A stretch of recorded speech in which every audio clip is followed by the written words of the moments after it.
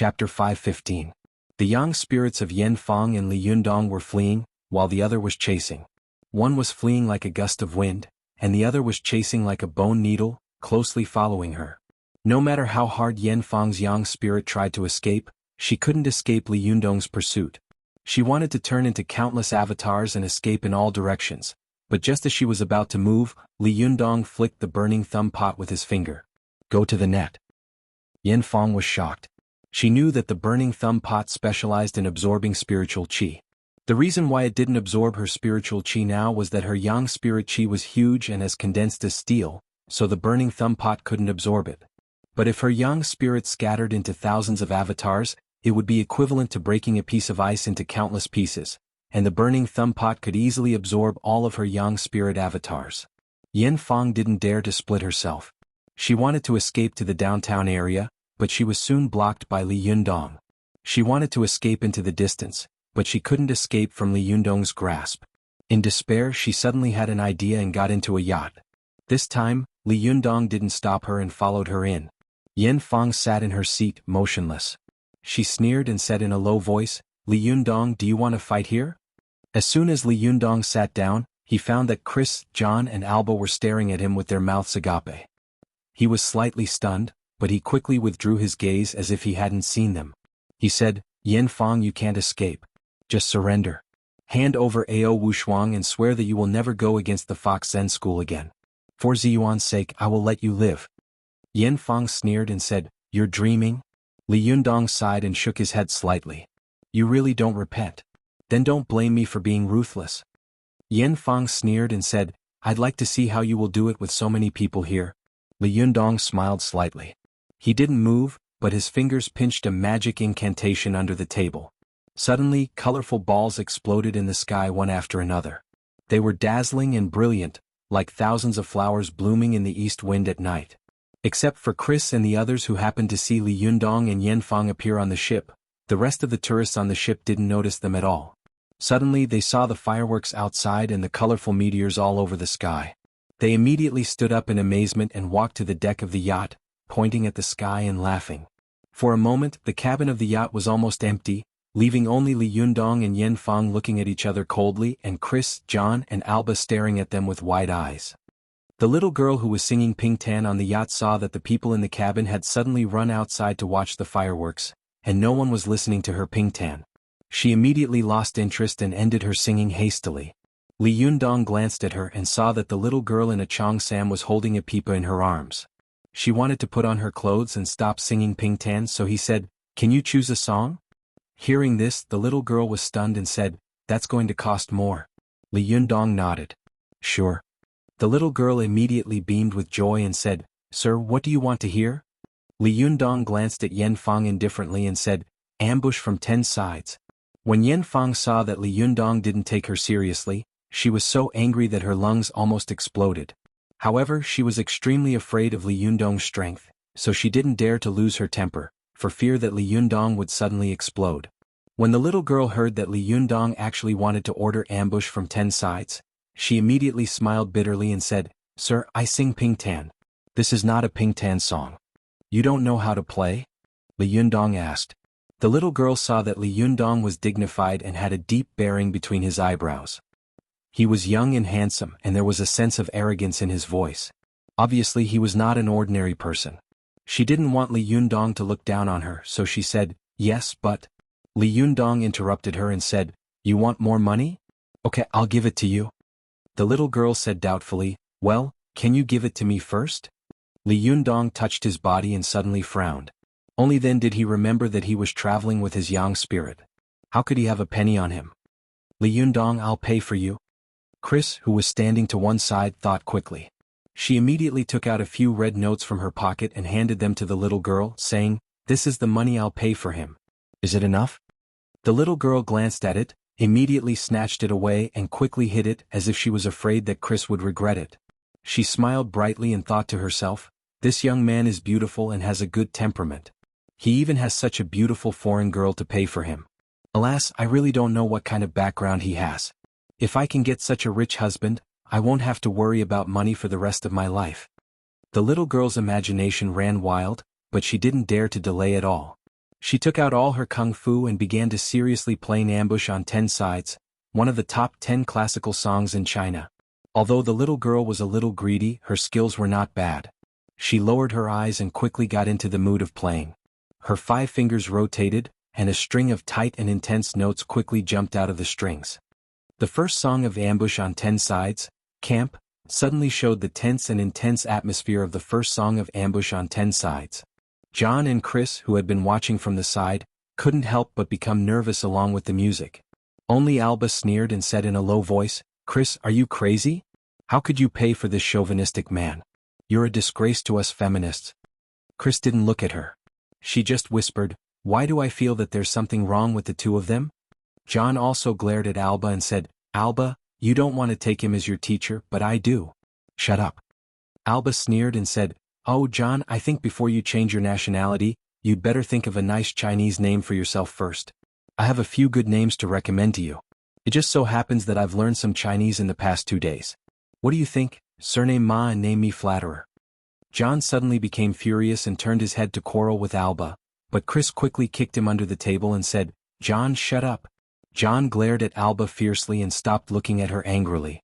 Alba made a face at John and muttered in a low voice, "You're crazy. You have to change your nationality to take him as your teacher. If it were me, I would." As soon as she finished speaking, Li Yundong suddenly sighed and said to Yan Fong, "I'm sorry." After that, he turned his hand and grabbed Yan Fong. Yan Fong's face changed, and her body immediately changed from Yang spirit to Yin spirit. Her whole body seemed to pass through the chair behind her, trying to escape in an instant. But Li Yundong snorted coldly and moved like a shadow. In the blink of an eye, he appeared behind Yan Fong and slapped her head with his palm. His movements were so fast that it was as if Yan Fong had bumped into his palm. Yan Fong also saw the opportunity very quickly. Her body instantly shrank to the size of a palm. She abruptly turned and fled out of the window. Li Yundong smiled coldly. He pointed his finger at the window and saw that the window, which was made of vines, made a slight sound. Many small vines grew out and weaved a small net. The net was surrounded by blue light, like a vast net, waiting for Yan Fong to get into it. Yan Fong immediately turned her head and rushed to another window. Li Yunyang did the same thing and used the wood magic at will. Soon, small vines grew out of the windows of the ship and quickly weaved into a small net. Yan Fong had nowhere to go, so she immediately showed her original form. She gritted her teeth and rushed toward Li Yundong. Her ferocious eyes seemed to say, "If you don't let me live, you won't live either." Yan Fong was fierce and her fingers were like hooks. However, Li Yundong slightly tilted his body and dodged her grasp. He put one hand on her wrist and pulled her back to her original position with a little force. Li Yundong whispered, "Sit down." Yan Fong only felt a huge force pushing her. She couldn't help bending her knees and sitting on the chair. As soon as she sat down, the chair under her made a creaking sound and many small vines grew out, wrapping around her body one by one. Seeing that she was about to be caught, Yan Fong immediately took a deep breath and wanted to shout loudly to attract others' attention. In this way, Li Yundong would not dare to use magic so unscrupulously. Li Yundong was quick to react. He immediately slapped Yan Fong with his palm, and a majestic Jinshi pressed down on her like a huge wave. Yan Fong suddenly felt suffocated. As soon as she opened her mouth, she felt a gust of wind rushing into it. Not to mention shouting, she couldn't even breathe. She suddenly coughed twice and quickly pinched a finger gesture. Her finger touched a vine on her body, and suddenly the vine ignited by itself and broke apart with a snap. Yan Fong struggled fiercely again and immediately broke free. As soon as she broke free, she suddenly exerted her strength in an almost impossible place. Suddenly, a leg flew up from under the table and kicked toward Li Yundong's lower abdomen. This kick was insidious and hidden without warning. With the cover of the table, it was really invisible and impossible to guard against. If it had been someone else, they would have been hit immediately. However, as soon as Li Yundong felt a gust of wind, he immediately kicked out as well. However, he knew that it was impossible for him to be faster than Yan Fong at such a close distance, so he kicked the back of her foot. The angle of his foot just blocked the momentum of Yan Fong's kick. The 2 feet collided with each other with a bang. Li Yundong immediately stepped on Yan Fong's instep and slammed it on the floor. Then he used his knee to touch the inside of her leg. As long as he did this, Yan Fong would lose her center of gravity. Li Yundong then made a heavy blow. In the case of losing her center of gravity, it was impossible for Yan Fong to dodge and fight back. After all, Yin Fang was also a master who had cultivated for many years. Her reaction was also very fast. Seeing Li Yundong come to touch her inner leg, she took advantage of the moment when he squeezed in and immediately shrank her leg and then hit back. Under the table, the two of them crossed one leg and arched the other, squeezing and pressing the other. It looked very awkward, but there was a hidden killing intent in it. The two of them did not stop moving their hands on the table, quickly and fiercely exchanging blows. The two of them grabbed, hit, pinched, grabbed and hammered. Their arms constantly collided with each other, producing dull sounds, like the beating of a drum. At this time, the little girl who was playing ambush from 10 sides had obviously entered the state of performance. Her eyes were closed and she had quickly finished the second part of ambush. She was playing the section of the Battle of Chicken Crowing Mountain. This piece of music was intense. The fingers of the player were flying up and down so fast that they almost left afterimages. The intense music happened to become the background music of the fight between Li Yundong and Yin Fang. The atmosphere was suffocating, as if two armies were fighting at close quarters, swords and spears were clashing, and the atmosphere was murderous. Chris, John and Alba were stunned and dazzled. Chris and John had seen some incredible things about Li Yundong, so they could still bear it. Alba couldn't help but mutter, "Jesus Christ. Am I watching a movie?" After I finish, I will update the second time. Don't say that I update the first time every day. Although I only updated the first time a while ago, I made up for it the next day. Chapter 5:16. Li Yundong and Yin Fang fought fiercely in the cabin. Sometimes they used magic and sometimes they fought with their fists and feet. Every time Yin Fang wanted to alarm others in order to protect herself, Li Yundong always had a way to press her down, so that she could only fight with him obediently. Go to the net. After fighting for a while, Yin Fang also noticed that Li Yundong deliberately wanted to consume her jinqi and spiritual energy. As long as her jinqi was consumed to a certain extent, Li Yundong could use the burning thumb pot to absorb all her spiritual energy and jinqi. This was killing people with a blunt knife, cutting off pieces of flesh one by one. Although the method was not fierce, the purpose was extremely vicious. The more Yin Fang fought, the colder she became. Am I going to be defeated by this guy today after being famous for 20 years? Thinking of this, Yin Fang couldn't help but feel sad, but she was unwilling to give up. She made up her mind to fight to the death.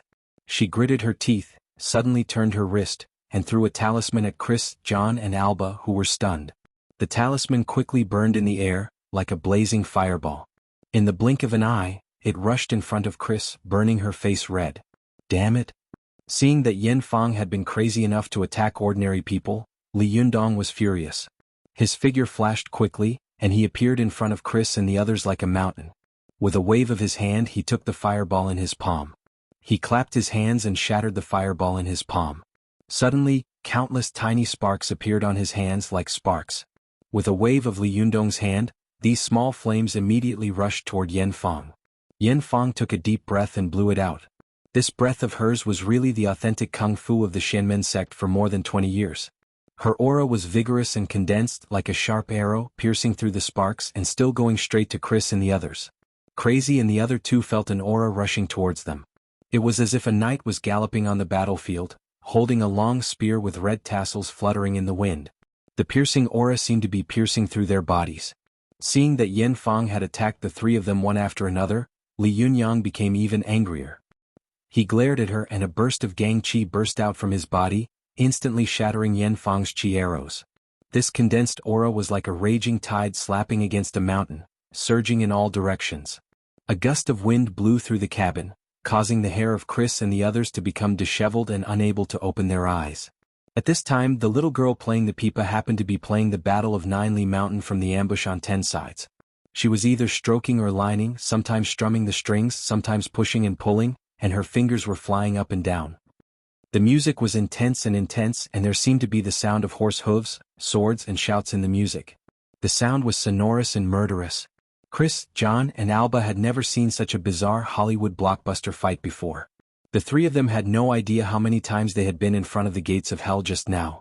If it hadn't been for Li Yundong, they would have died a long time ago. Chris and the others watched the intense battle that they had never seen before. Listening to the passionate and heroic ambush from 10 sides, they were really intoxicated.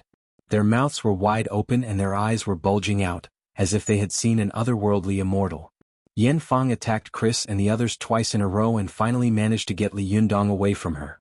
She immediately shrank her body and exploded like a fireball, turning into countless cyan lights that flew in all directions. Li Yundong's eyes suddenly widened, and his figure instantly changed from Yang spirit to Yin spirit. He flew into the air and stood there. He recited the Diamond Sutra, held the burning thumb pot in his left hand, and gently flicked the middle finger of his right hand on it.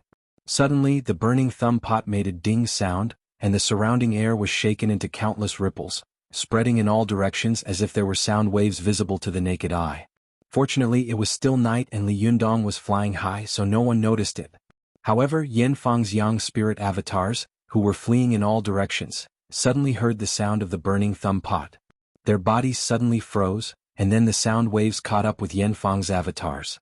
Every time they caught up with one, they were pulled back a little. Li Yundong then flicked his finger on the burning thumb pot again. With a ding, the burning thumb pot released another layer of sound waves, pulling back some of Yan Fang's avatars that were fleeing in all directions. Yan Fang was scared out of her wits. She knew that the burning thumb pot was now like a huge fishing net, enveloping all her avatars. The closer it got, the tighter it got. As long as it got closer, Li Yundong would pull the net back. At that time, even if she wanted to fight to the death, it would be impossible. Yan Fang thought quickly. She immediately let out a scream and said loudly, "Li Yundong, do you still want to save Ao Wushuang?" Li Yunyang was stunned for a moment, but it was at this moment that Yan Fang's Yang spirit avatar immediately fled in all directions. Li Yundong was furious and shouted, "You still don't repent even when you're about to die. You're courting death." After that, he flicked the burning thumb pot in his hand. This sound shook all of Yan Fang's doppelgangers, causing them to tremble violently. No matter how far they escaped, they were pulled back again. Yan Fang was shocked and said again, "Li Yundong, are you crazy? If you kill me, how can you save Ao Wushuang?" Li Yundong snorted. He had been fooled once, so how could he be fooled again? Without saying a word, he flicked his finger again. Yan Fang only heard the tinkling of the burning thumb pot, which was like a soul-stirring bell, pulling her into the abyss again and again. Yan Fang was horrified and didn't dare to play any more tricks. She said sternly, "Li Yundong, do you want to save Ao Wushuang or catch me?" After that, Yan Fang immediately threw out the hidden emperor's clock. Li Yundong suddenly saw the emperor's clock being thrown by Yan Fang into the sky in an instant, drawing a purple belt of light. Yan Fang's avatars fled in all directions as if they had gone crazy. Li Yundong snorted coldly and flicked the burning thumb pot again. This time, the burning thumb pot pulled many of Yan Fang's doppelgangers to the front. As soon as these doppelgangers got within 30 feet of the burning thumb pot, they immediately turned into blue light and quickly flew into the burning thumb pot. As for Li Yundong himself, he instantly turned into a blue light and chased after the emperor's clock. Although Li Yundong's actions were different, his speed was so fast that it seemed that he had done it at the same time. Nearly half of Yan Fang's avatars were pulled over by the burning thumb pot, and then they were quickly refined by it. The Yang spirit was equivalent to the second body of a cultivator. If half of the body was swallowed at once, the injury would be unimaginable for a cultivator. Yan Fang immediately let out a shrill scream. Her pain was no less than that of being dismembered, and her cultivation was greatly reduced. Yan Fang's angry roar came from afar. No one could hear what she was roaring, but her voice disappeared into the dark night, like a wild wolf that had escaped back into the deep mountains and wild forests, without a trace. Li Yundong's figure instantly returned to where he was. He held the burning thumb pot in one hand and the emperor's clock in the other. His eyes flickered as he looked in the direction where Yan Fang had gone. He deeply felt Yan Fang's resentment and anger. At the last moment, Yan Fang not only threw out the emperor's clock in an attempt to lure the tiger away from the mountain, but at the same time she also cut off her wrist. She would rather let Li Yundong refine a large number of avatars than be caught by him. After a wild wolf was caught in order to escape, it would even bite off its own foot. For cultivators, their power and cultivation were more important than their reputation. In order to escape, Yan Fang would rather lose half of her power. What great determination and courage did she need? I let her escape again. What a terrible opponent. After standing still in the air, Li Yundong snorted coldly to himself. Soon, his body turned into a beam of green light and flew back in the direction of Su Chan and the others. In the yacht, the little girl playing the piano had already reached the part of Xiang Wang's defeat. The rhythm was scattered and the rhythm was alternating with the close-paced sound of horses' hooves. Then she drew her 5 fingers and the 4 strings sounded at the same time, and the music stopped abruptly. At this time the people on the deck were still enjoying the night view, and the cabin was extremely quiet. The little girl who was playing opened her eyes, but she could no longer see Li Yundong and Yan Fang, as if they had never appeared. She couldn't help but be stunned for a moment. She looked around but she didn't see any of them. She couldn't help but wonder, it's strange. The ship didn't stop. Where did they go? Chris and John let out a long sigh of relief, as if they had watched a thrilling Hollywood blockbuster. But they knew that the Hollywood blockbusters they had seen before were fake, but what they had seen with their own eyes was real. Chris secretly pinched her thigh hard and suddenly felt a sharp pain. She was in so much pain that she secretly grinned. Only then did she believe that everything in front of her was not a dream. Her grandmother's words suddenly echoed in her mind. If you see those cultivators one day, you must find a way to worship them as your master. Otherwise when you are old you will regret it like me. John opened his mouth wide, his face full of excitement and fanaticism. His expression was exaggerated, as if he wanted to shout and tell the world what he had just seen, but he didn't know how to say it. John was like a long-haired monkey scratching his ears and cheeks, dancing with joy. He said excitedly, "Chris, did you see that?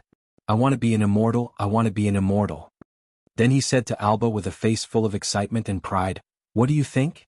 Is my master powerful? Alba, I want to worship him as my master. Are you jealous?" Hardadef was proud of himself, as if the intense and covert battle just now was fought by him. Alba was stunned as if she had been petrified. After a long time she came to her senses.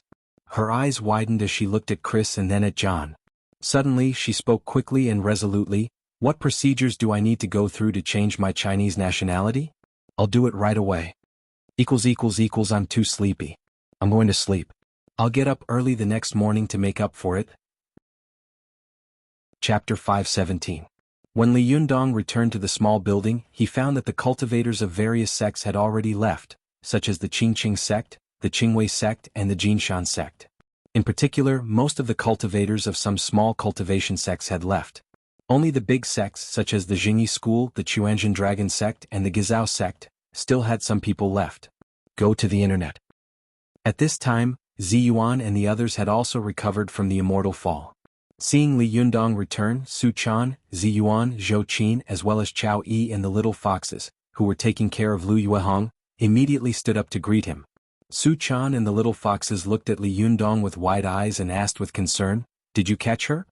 Li Yundong shook his head, and the little foxes suddenly sighed. Chao Yi gritted her teeth and said, "I can't believe we let this guy run away again." Ziyuan looked worried. Second Sherbua is stubborn and can endure.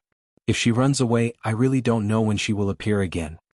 Li Yundong also sighed and said, "At the last moment, Yan Fang would rather lose half of her strength than run away. Although she is an enemy, I still admire her very much." When Lu Yuehong, who was seriously injured, heard that Yan Fang had lost half of her strength, she couldn't help but be happy and said, "Leader, since Yan Fang has been seriously injured, I think she won't make things difficult for us in a short time. Is that so?" As she spoke hurriedly, her injuries were immediately affected, and she coughed violently again. Chao Yi couldn't help complaining to her, "Shiji, you can only be a thief for 1,000 days. How can you guard against thieves for 1,000 days? Just rest and recuperate." Lu Yuehong forced a smile and said, "Shiji, I just want to take advantage of this period of time to search for Yan Fang's whereabouts once and for all." Hearing Lu Yuehong call Chao Yi Shiji, Li Yundong couldn't help asking, "Sherbua Lu Yuehong, Sherbua Chao Yi is only ranked 6th, not the youngest. Below her are Yi Yu and Ao Wushuang. In principle Ao Wushuang is the youngest, so she should be called Shiji. Why do you call Sherbua Chao Yi Shiji?" Lu Yuehong sighed and said bitterly, "Leader, Yi Yu is dead and Ao Wushuang is also in danger. Now in our Fox Zen school Chao Yi is the youngest. If I don't call her junior sister, who else should I call?" Li Yundong smiled slightly and said to Chao Yi Sherbua, "I'm afraid you won't be able to be the little shimmy." His words stunned everyone in the Fox Zen school. Su Chan was the most quick-witted. She suddenly looked ecstatic, grabbed Li Yundong with both hands and said loudly, "Yundong, did you save my master?" Li Yundong patted her soft hand with a smile and nodded. "Not bad." Everyone in the Fox Zen school was overjoyed and cheered loudly. Lu Yuehong couldn't help but be overjoyed. Junior sister has been rescued? Where is she? Chao Yi was also pleasantly surprised and couldn't help chanting the name of Buddha. Ba, thank God. Little Shimmy has finally been rescued. Finally, our Fox Zen school doesn't need to be supported by our leader alone. This is a joyous occasion. The little foxes rolled their eyes and looked at Li Yundong up and down, as if they wanted to see where he would take Ao Wushuang out in the next second. Li Yundong flipped his wrist and took out the fist-sized emperor's clock from his arms. He said, Ao Wushuang is inside. When we go back we can save her. Everyone saw that the emperor's clock was purple all over, and there was a hint of gold in the purple. There were all kinds of runes and figures engraved on it. Su Chan's eyes were sharp. She saw that there was a woman whose appearance and figure were very similar to Ao Wushuang. She pointed at the image and said, "This is my master." Li Yundong looked at it and said with a smile, "I'm afraid so. Don't worry. You'll see your master when you go back." Su Chan looked up at Li Yundong, her eyes full of admiration and emotion. This boy had promised to save her master, and now he had done it. Chow Yi couldn't help urging, "Leader, let's go back first, shall we?" However, Li Yundong waved his hand and said, "There's no hurry. Let me say hello to the cultivators of the other sections." After that he walked up to Du Fei of the Chuanjin Dragon sect, cupped his hands and said, "Jinren Du, I really didn't expect the Taoist assembly to turn out like this. Thank you for speaking up for justice at the Taoist assembly. If you need any help in the future just let me know." Du Fei also cupped one hand in the other before his chest and said with a smile, "Jinren Li, although this Taoist assembly has turned into a farce and the immortal pen has been taken away by Zheng Yuan, you have shown great power and defeated the masters of various sections. Later you turned the tide and drove the masters of Legoino out of the assembly. This kind of prestige will remain in the world forever. In the future it will definitely be a popular story." Li Yundong smiled noncommittally and said, "It's just an empty reputation. It's not worth mentioning. Jinren Du." He looked at Yu Sheng and Wei Qing again, cupped his hands and said, "Jinren Yu, Jinren Wei, goodbye." At this time, Yu Sheng had completely lost his temper with Li Yundong. He was convinced and cupped his hands to Li Yundong, saying, "After this battle, there is no longer any objection to your reputation as the best in the world. I Yu Sheng am convinced." However, Yu Sheng quickly changed his tone and said, "But Jinren Li, there are countless cultivation masters in the world. Each sect has a senior master who has cultivated in seclusion. I'm afraid it will be difficult for you to call yourself the best in the world." Li Yundong laughed and said, "I just hope that others won't make trouble for me. I don't care if I'm first or not." Yu Sheng admired him even more. "Jinren Li, you are so open-minded. I admire you." Wei Qing's eyes widened. She quickly took out a notebook and a pen from her arms and handed them to Li Yundong, saying, "Super Li, can I have your autograph?" Li Yundong asked curiously, "What did you call me?" Wei Qing had always been afraid of the world being in chaos, so she would never stop talking without shocking people. She giggled and said, "I called you Super Li. Originally, I wanted to call you Jinren Li.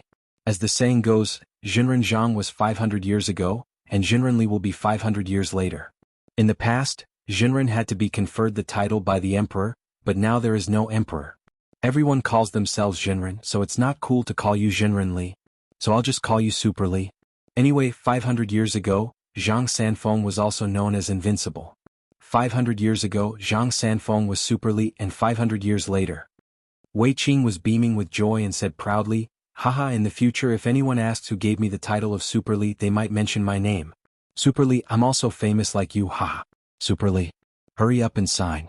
Li Yundong didn't know whether to laugh or cry.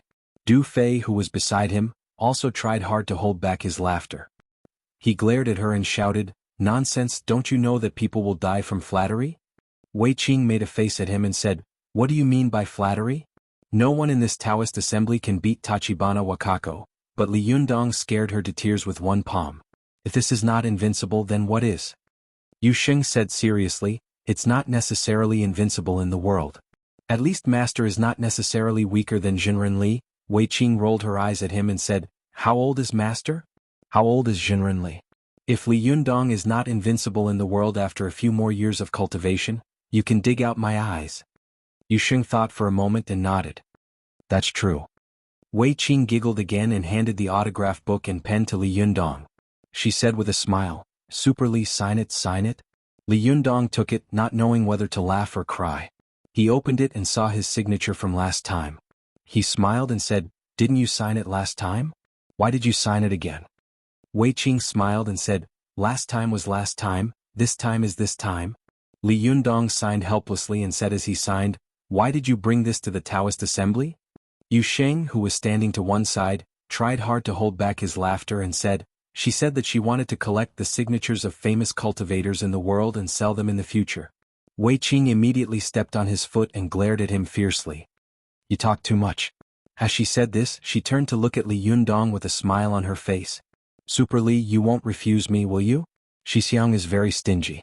Although he has money, he won't share it with me, so I have to make my own income." Li Yundong couldn't help laughing. Gossip Wei is really a good idea. How creative. Wei Qing asked curiously, "What gossip Wei?" Li Yundong also pretended to look at Wei Qing strangely. "Isn't your surname Wei?" Wei Qing quickly reacted. She smiled and said angrily, "You're the gossip." Li Yundong, Du Fei and Yu Xing laughed at the same time. Not far away, Zhang Ling, Zhou Ping and the others of the Jingyi school saw Li Yundong and Du Fei of the Chuanjin Dragon sect talking happily. Zhou Ping couldn't help but sneer and say, "Humph, they really colluded together. The Chuanjin sect is really determined to go against us. I think they don't want to be the leader of the Six Sects Alliance anymore." And Super Li? Bah. I feel sick listening to this flattery. As she said this, Zhou Ping couldn't help but take a step forward and want to mock them loudly. However, Zhang Ling immediately grabbed her with one hand, shook her head at her and said in a low voice, "Li Yundong is in the limelight now. Let's not have a conflict with him first." What's more, he turned the tide and drove away the masters of Regoino. All the sects owe him a great favor. Zhou Ping said anxiously, "But didn't Yan Fang say that he has a big conspiracy to resurrect the mystical silver fox?" Zhang Ling looked at Li Yundong with a sullen face and said, "The whole thing is just Yan Fang's empty words. Now Li Yundong is back, but Yan Fang is nowhere to be seen. It's very likely that she has hidden or been caught." Zhou Ping couldn't help but say, "That's just right.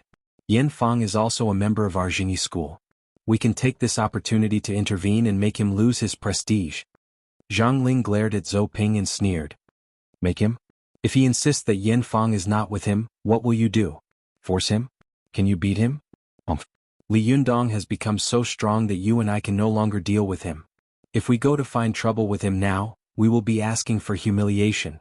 Zhou Ping gritted her teeth and said, "Then what should we do? Do we watch him, a junior, step on the head of our Jingyi school? Humph, he is so young and already calls himself invincible Li. If he is allowed to cultivate for another 2 years, I'm afraid that the leader of our Jingyi school will have to salute him when he sees him. Bah, I don't admit that he is invincible Li."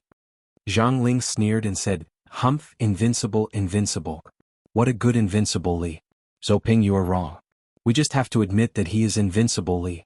Not only do we admit it, but we also have to publicize it and let the whole world know the prestige of Li Yundong." Zhou Ping was shocked and said, "Why? Master, aren't you boosting the morale of others and destroying your own prestige?" Zhang Ling sneered and said, "There are many cultivation sects in the world. How can they be willing to let Li Yundong suppress them? What's more, although Yan Fang's words have no evidence, the most terrible thing in the world is groundless rumors.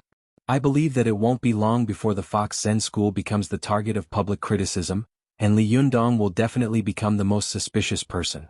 As for the title of Invincible Li, haha, I'm afraid that it will arouse the suspicion of the cultivators of all sects." Zhou Ping's eyes lit up and she said to Zhang Ling, "Master, you are the best. What a good plan." Zhang Ling waved her sleeves and shouted in a low voice, "Li Yundong is also a rare talent. He is not inferior to Wang Yuanshan back then, but it's a pity that he is always against our Jingyi school. Hurry up and take Zhang Tianhe and Wang Lingfei back. Don't waste any more time here." Zhou Ping nodded in agreement and picked up the unconscious Zhang Tianhe. Then she asked her younger sister, who was not far away, to pick up Wang Lingfei. Zhang Ling smiled and said to Li Yundong, "Invincible Li, goodbye. Thank you for taking care of the Taoist assembly this time. Jingyi school will remember it." After that, she quickly turned into a green light and left with the disciples of the Jingyi school. Everyone in the Fox Zen school suddenly laughed and said to Li Yundong, "Congratulations, leader. Jingyi school also recognizes leader's invincible name. This is really a happy event for our Fox Zen school." Li Yundong didn't comment. His face was neither surprised nor happy. He looked in the direction in which Zhang Ling and the others had left, and his eyes flickered. After a long time he said, "Let's go back. It's time to rescue Ao Wushuang, who has been trapped for a long time." == Yesterday's second night watch. Today's 2-night watch as usual. Chapter 5:18. When Li Yundong and the others returned home, the little foxes couldn't help cheering as soon as they entered the house. They went to see the net. 7 km. We're finally back. Su Chan sighed with emotion and looked around at the familiar environment. She felt that the Taoist assembly had only lasted for a day, but it felt as long as a century for them. Li Yundong handed Zhou Qin, who was on his back, to Ruan Hongling and told her to help Zhou Qin apply medicine. Then he began to prepare to rescue Ao Wushuang. This time the Taoist assembly had been full of twists and turns. Although it was dangerous and tortuous, Li Yundong had turned the tide with his extraordinary cultivation and strength. In the end, Chao Yi had returned and Yan Fang had been dragged out of the Fox Zen school. Although she had escaped in the end, her cultivation had declined by half and it would be difficult for her to pose a threat in a short time. Most importantly, Li Yundong had saved Ao Wushuang, which was undoubtedly exciting news for the Fox Zen school. Whether it was Su Chan or the little foxes, when they saw Li Yundong fighting against the heroes at the Taoist assembly, they all wanted to help him, but their cultivation quotients were too low. Not only could they not help, but they would also become a burden. In fact, except for Li Yundong, there was no one in the Fox Zen school who could fight. This was really a joke. However, Ao Wushuang had become famous early, and she was extremely strong in fighting methods. She used to be known as the top master of the Fox Zen school. Once she escaped, the strength of the Fox Zen school would improve. Li Yundong took out the Liuhe sword and was ready to cut the emperor's clock. But just as he was about to make a move, he saw Ziyuan frowning thoughtfully. He couldn't help but stop and ask, "Ziyuan, what's wrong? Is there something wrong?" Ziyuan, who was standing to one side, frowned. She opened her mouth as if she wanted to say something, but she swallowed it. Seeing her hesitation, Li Yundong smiled and said, "If you have something to say, just say it. Is there anything else we need to say?" Ziyuan smiled slightly and said, "Actually, it's nothing. I'm thinking about what Shibui Yanfang said." Li Yundong was stunned for a moment, but soon he laughed again. He said, "Are you worried that we will want to resurrect the mystical silver fox?" She quickly looked at Su Chan, Chao Yi, and the others of the Fox Zen school and said, "I believe that you are not such a person, but..." Su Chan was clever and immediately said, "Sister Ziyuan, as long as I'm with Yundong, I'll be very happy. I'll do whatever he does and I won't do anything he doesn't want me to do." As she spoke, she took Li Yundong's hand with a smile and said coquettishly, "Isn't that right, leader?" Li Yundong couldn't help laughing. With a straight face, he pretended to be angry and said, "I told you not to cause trouble. Have you been obedient?" Su Chan's face fell. She lowered her head and rubbed the hem of her shirt with her fingers. "I didn't do it on purpose," she muttered. Chao Yi, who was standing to one side, also said seriously, "Jinren Ziyuan, please don't worry. The mystical silver fox has been dead for more than 1,200 years.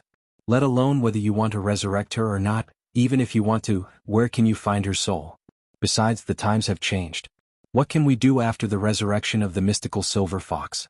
Our Fox Zen school has been excluded for thousands of years.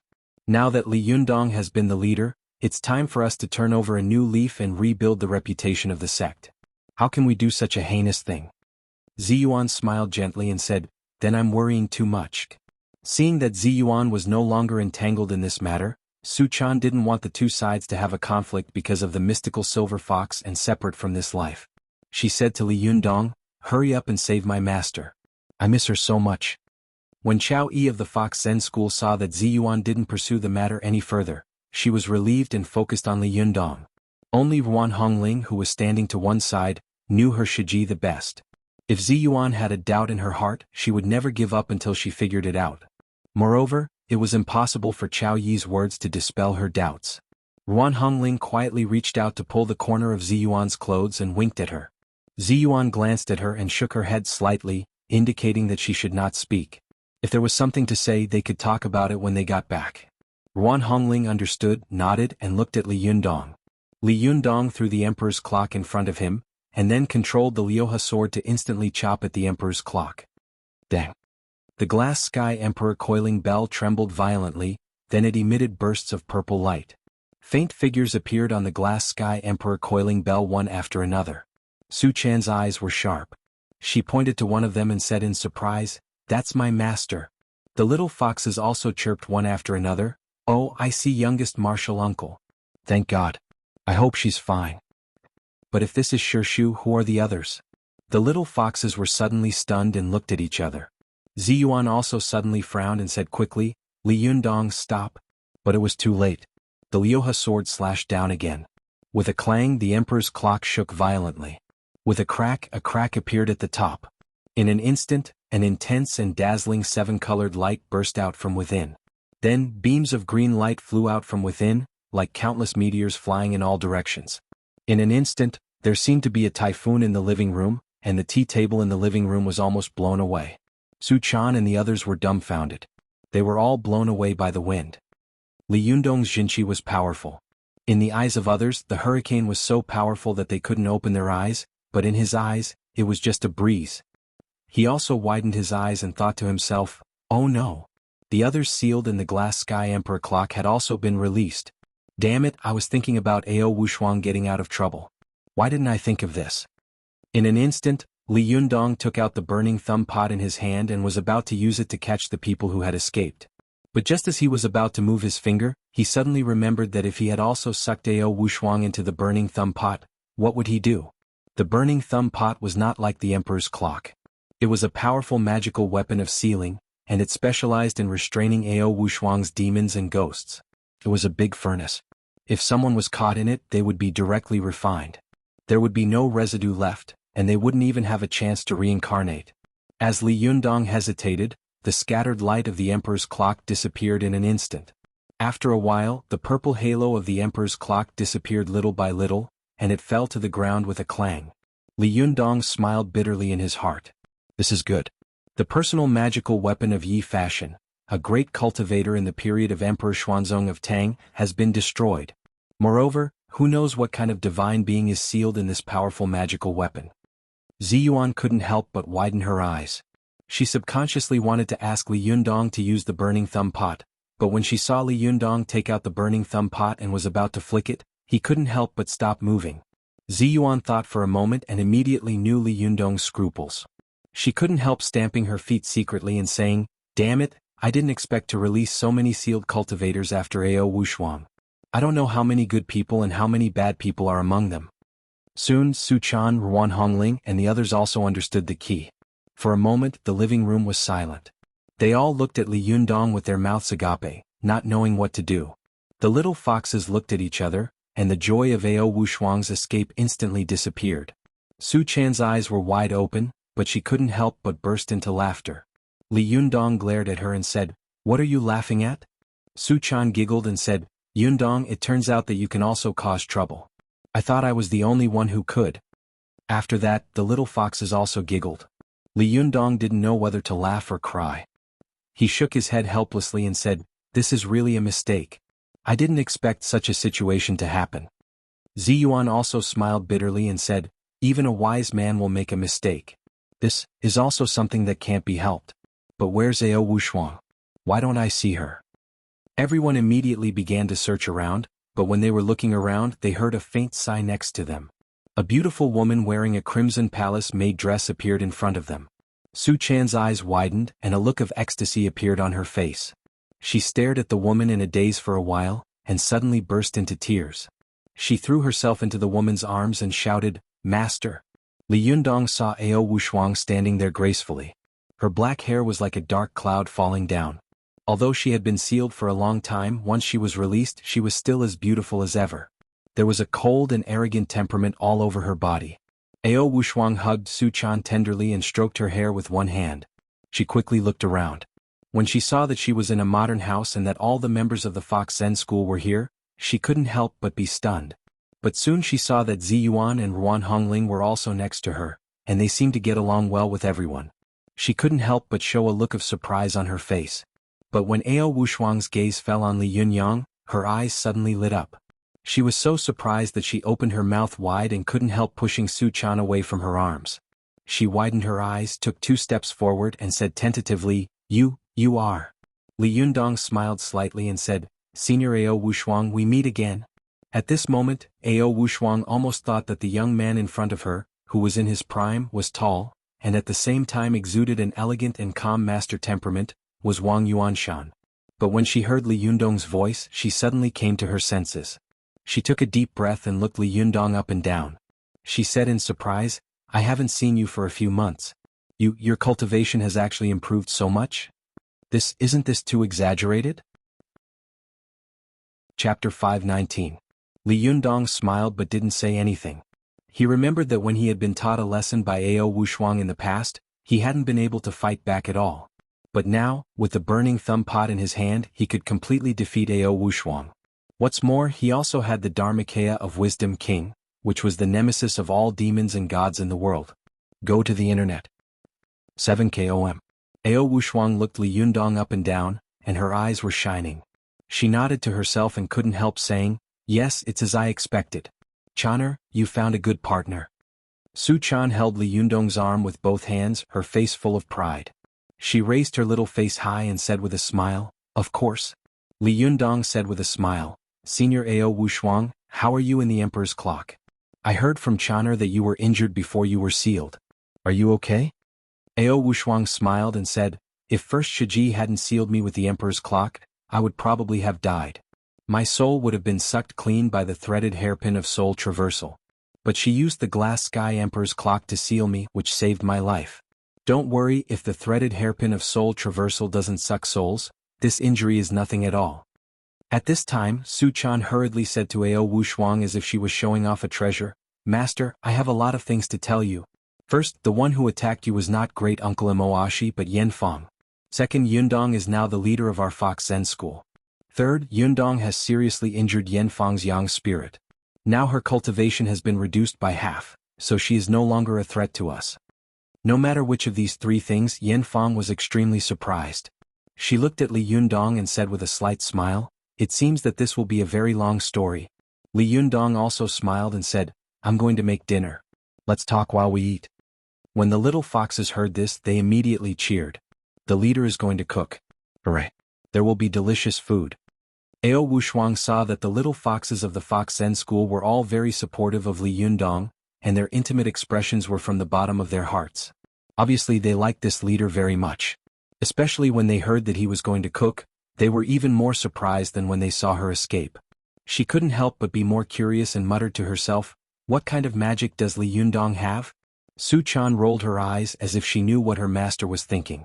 She said with a smile, Master, do you want to know why Yundong is so popular? Ao Wushuang pretended to be angry and glared at her. You are so clever that you know everything. Tell me. Su Chan moved closer to Ao Wushuang's ear mysteriously and whispered, because the food he cooks is very delicious, and the food you cook is terrible. No, that's not right, you don't even know how to cook. You only know how to buy hard and cold flatbread for me. After saying that, the little girl giggled and ran away. Ao Wushuang immediately frowned and said, Evil disciple, say it again. I've just got out of trouble and you want to fight with me? Su Chan laughed, hid behind Li Yundong and made a face at Ao Wushuang. Ao Wushuang was so angry that she laughed. Chao Yi and the injured Lu Yuehong also came over and took Ao Wushuang's hand. They couldn't help laughing and said, Little Shimmy, you finally got out of trouble. We were so worried. Ao Wushuang's face was cold but her heart was warm. She couldn't help but feel warm in her heart. She also took Chao Yi and Lu Yuehong's hands and said with a smile, Shiji, why are there only the two of you? Where are the others? Where is Shibua? It would have been better if she hadn't said it, but Lu Yuehong immediately burst into tears. She choked and said, Eldest Shiji Ao Wushuang, second Shiji Gu Feng, third Shiji Zhuang Yiting, fifth Shiji Zhang Sun Hong, and seventh Shiji Yiyu, they have all passed away. Ao Wushuang was shocked. They're all dead? Then what about Shibua? How is he? He is very powerful. He shouldn't have. Lu Yuehong cried, Our leader was attacked by Yen Fong and then besieged by cultivators of various sections. In the end he also passed away. Ao Wushuang felt as if she had been struck by lightning. Her body trembled violently, and she stood there for a long time without saying anything. Chao Yi sighed and said to Ao Wushuang, If Li Yundong hadn't arrived at that time, I'm afraid that our Fox Zen school would have been in trouble. Seeing that they were talking gloomily, Li Yundong said, Don't mention the past. Let's talk about something happy. What do you want to eat tonight? If you want to say something, say it quickly. Su Chan also smiled and said, Yundong, whatever you cook is delicious.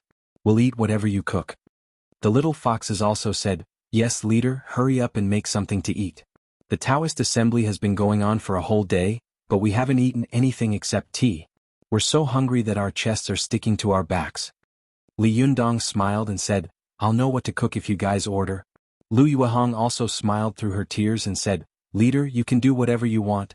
Li Yundong rolled up his sleeves and said loudly, Well, I'll make the 4 famous dishes of the Fox Zen school today. When everyone heard this, they immediately exclaimed in unison, No. Li Yundong laughed and said, Aren't you supposed to eat whatever I cook? Su Chan scolded him with a smile, You're so annoying. This doesn't count. Ao Wushuang asked curiously, The Taoist assembly has been held? What are the 4 famous dishes of the Fox Zen school? Why don't we know about them? Su Chan pulled Ao Wushuang to the side with a smile and said, Master, listen to me slowly. As she spoke, she began to talk about how she had seen Ao Wushuang being sealed by Yen Fong, how she had escaped down the mountain, and how Li Yundong had fought against the major sects on Mount Tianlong. She spoke eloquently along the way, and there were many exaggerated and beautiful words in it. Li Yundong, with his cultivation quotient, blushed a little and immediately went into the kitchen. Seeing that the Fox Zen school was full of joy, Ruan Hongling couldn't help turning her head to look at Ziyuan. She saw that Ziyuan was still lowering her head, frowning and looking worried as if she was worried about something. Ruan Hongling whispered, Shiji Ziyuan, what are you thinking about? Ziyuan said in a deep voice, I'm thinking. Who exactly is locked up in the Emperor's clock? Ruan Hongling smiled and said, Why don't we ask Ao Wushuang later? Ziyuan nodded. She had a faint bad feeling in her heart, but at the moment the atmosphere of the Fox Zen school was rarely happy and lively, so she didn't say it out loud and spoil the mood. After Li Yundong prepared a table full of food, a group of people sat down at the table. Even Zhou Qin was helped up by Li Yundong and sent to the table. Li Yundong was elected to sit at the head of the table. Ziyuan sat in the first seat on the left, followed by Ruan Hongling, Zhou Qin and the little foxes. On the other side were Ao Wushuang, Chao Yi, Lu Yuehong, Su Chan, Ling Yu and the others. Li Yundong saw that everyone was gathered together. The Fox Zen school hadn't been so lively for a long time. He couldn't help laughing and saying, Although I didn't get the immortal pen in the Taoist assembly in my opinion, I found Senior Ao Wushuang again. This is far better than getting 10 good powerful magical weapons. Everyone agreed in unison. For a moment the table was full of laughter and laughter. From Ao Wushuang to Ziyuan, from Su Chan to the little foxes, all of them were stunning beauties. This table was really full of blooming flowers, and all the beauties were competing for beauty. When the meal was getting lively, Ao Wushuang saw that Ziyuan, who was sitting opposite her, was frowning as if she was thinking about something. She couldn't help but ask with a smile, Ziyuan, what are you thinking about? Ao Wushuang had heard from Su Chan what had happened these days. She also knew that if it hadn't been for Ziyuan, the Fox Zen school would have been razed to the ground. In addition, Ziyuan was one of the closest people to Wang Yuanshan, so she had a much better impression of Ziyuan. Ziyuan smiled slightly and said, Senior Ao Wushuang, I have a question to ask you. Ao Wushuang smiled and said, Go ahead. Ziyuan asked, Senior, do you know who else is locked up in the Emperor's clock? Ao Wushuang was stunned for a moment and couldn't help frowning. What's wrong? Was there anyone else who was released?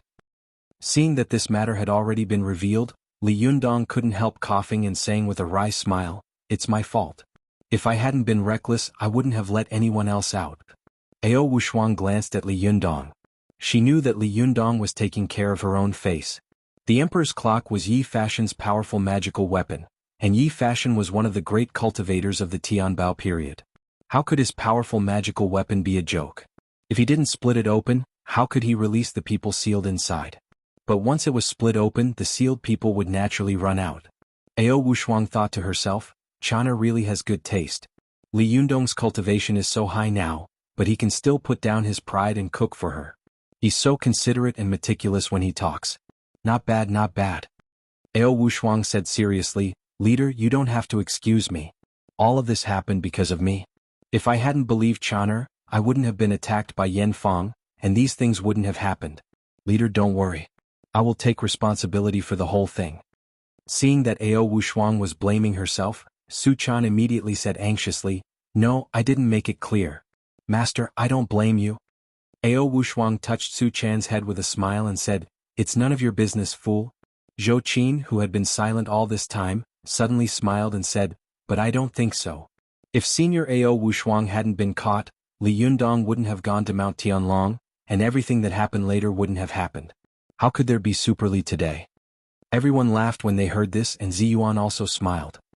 This is the cycle of cause and effect. Ao Wushuang smiled and went back to the topic. She said, when I was sealed by Yan Fang, my 6 senses were almost completely sealed. I felt as if I had been poured with cement. When I came through, I was already here, so She smiled and said to Ziyuan, I really don't know who is locked up in the Emperor's clock. Seeing Ziyuan's worried face, Li Yundong couldn't help saying, Ziyuan, don't think too much. Even if some demons and ghosts are released, I'll go and catch them again. Ziyuan bit her lip and looked like she wanted to say something but hesitated. Seeing this, Ao Wushuang said, Ziyuan, if you have anything to say, you can say it directly. Ziyuan thought for a moment. She glanced at Li Yundong and said softly, the catastrophe that Yan Fang mentioned. Could it have something to do with this? This sentence stunned everyone at the table. For a moment, the dining room was quiet and no one spoke. Li Yundong's heart also skipped a beat. He thought to himself, if the so-called catastrophe of the cultivation world is because I released the cultivators who don't know good and evil sealed in the Emperor's clock, then it would be too tragic. Chapter 520. While Li Yunyang and the people of the Fox Zen school were happy about Ao Wushuang's escape, they were also worried about the cultivators who had been released from the Emperor's clock. Most of the cultivators of the other sects had already returned to their sections. They went to see the net. Among them, Zhang Tsuani and the others had been brought back to the Qingyang Palace by his fellow disciples, Qian Tong and Zhao Ping. Before they entered the mountain gate, they shouted loudly, "Someone come here, come here!" It was already late at night. As soon as the two of them shouted, the birds in the mountains immediately flew away and the chickens and dogs in the mountains barked. Several Taoists rushed down quickly and said, "Why are you shouting in the middle of the night? Who is it?" But when these Taoists saw Zhao Ping and Qian Tong, they immediately laughed and said, "Haha, it's you too. Is the Taoist assembly over? Where's Shixiao? How is he?" The man who was speaking was suddenly hit by the shoulder of the Taoist next to him. He immediately reacted and saw that Zhao Ping and Qian Tong's faces were gloomy, especially Zhao Ping, who was carrying a person on his back. His head was hanging down and leaning on his shoulder, and it was unknown whether he was alive or dead. Although his face could not be seen clearly, even a fool could guess who it was. The Taoist's heart suddenly skipped a beat and he asked tentatively, Is this Shixiao? They took a closer look and saw Zhang Tsuani gritting his teeth and lying on Zhao Ping's back with his eyes closed. He was motionless and they didn't know whether he was dead or alive. At this time, the Taoists suddenly panicked and ran inside. After opening the mountain gate, they shouted all the way, "Oh no, something has happened to the young master." The Qingyang Palace was the #1 Taoist temple in western Sichuan. It was full of incense and there were many Taoists. As soon as this man shouted, many Taoists immediately came over. They all surrounded him and said at once, "Oh, what happened to Shixiao? Did he fail in a fight with others?" "I don't know, but Shixiao is holding the Sanhuang sword. Which son of AB*T can defeat him?" "That's right. Could he have fallen into someone's trap?" "Well, it's possible." Seeing that these Taoists had blocked their way, Zhao Ping and Qian Tong couldn't help shouting angrily, "Get out of the way, get out of the way. What are you doing here? Quickly go and get the sect leader and martial uncle hall master. Hurry up."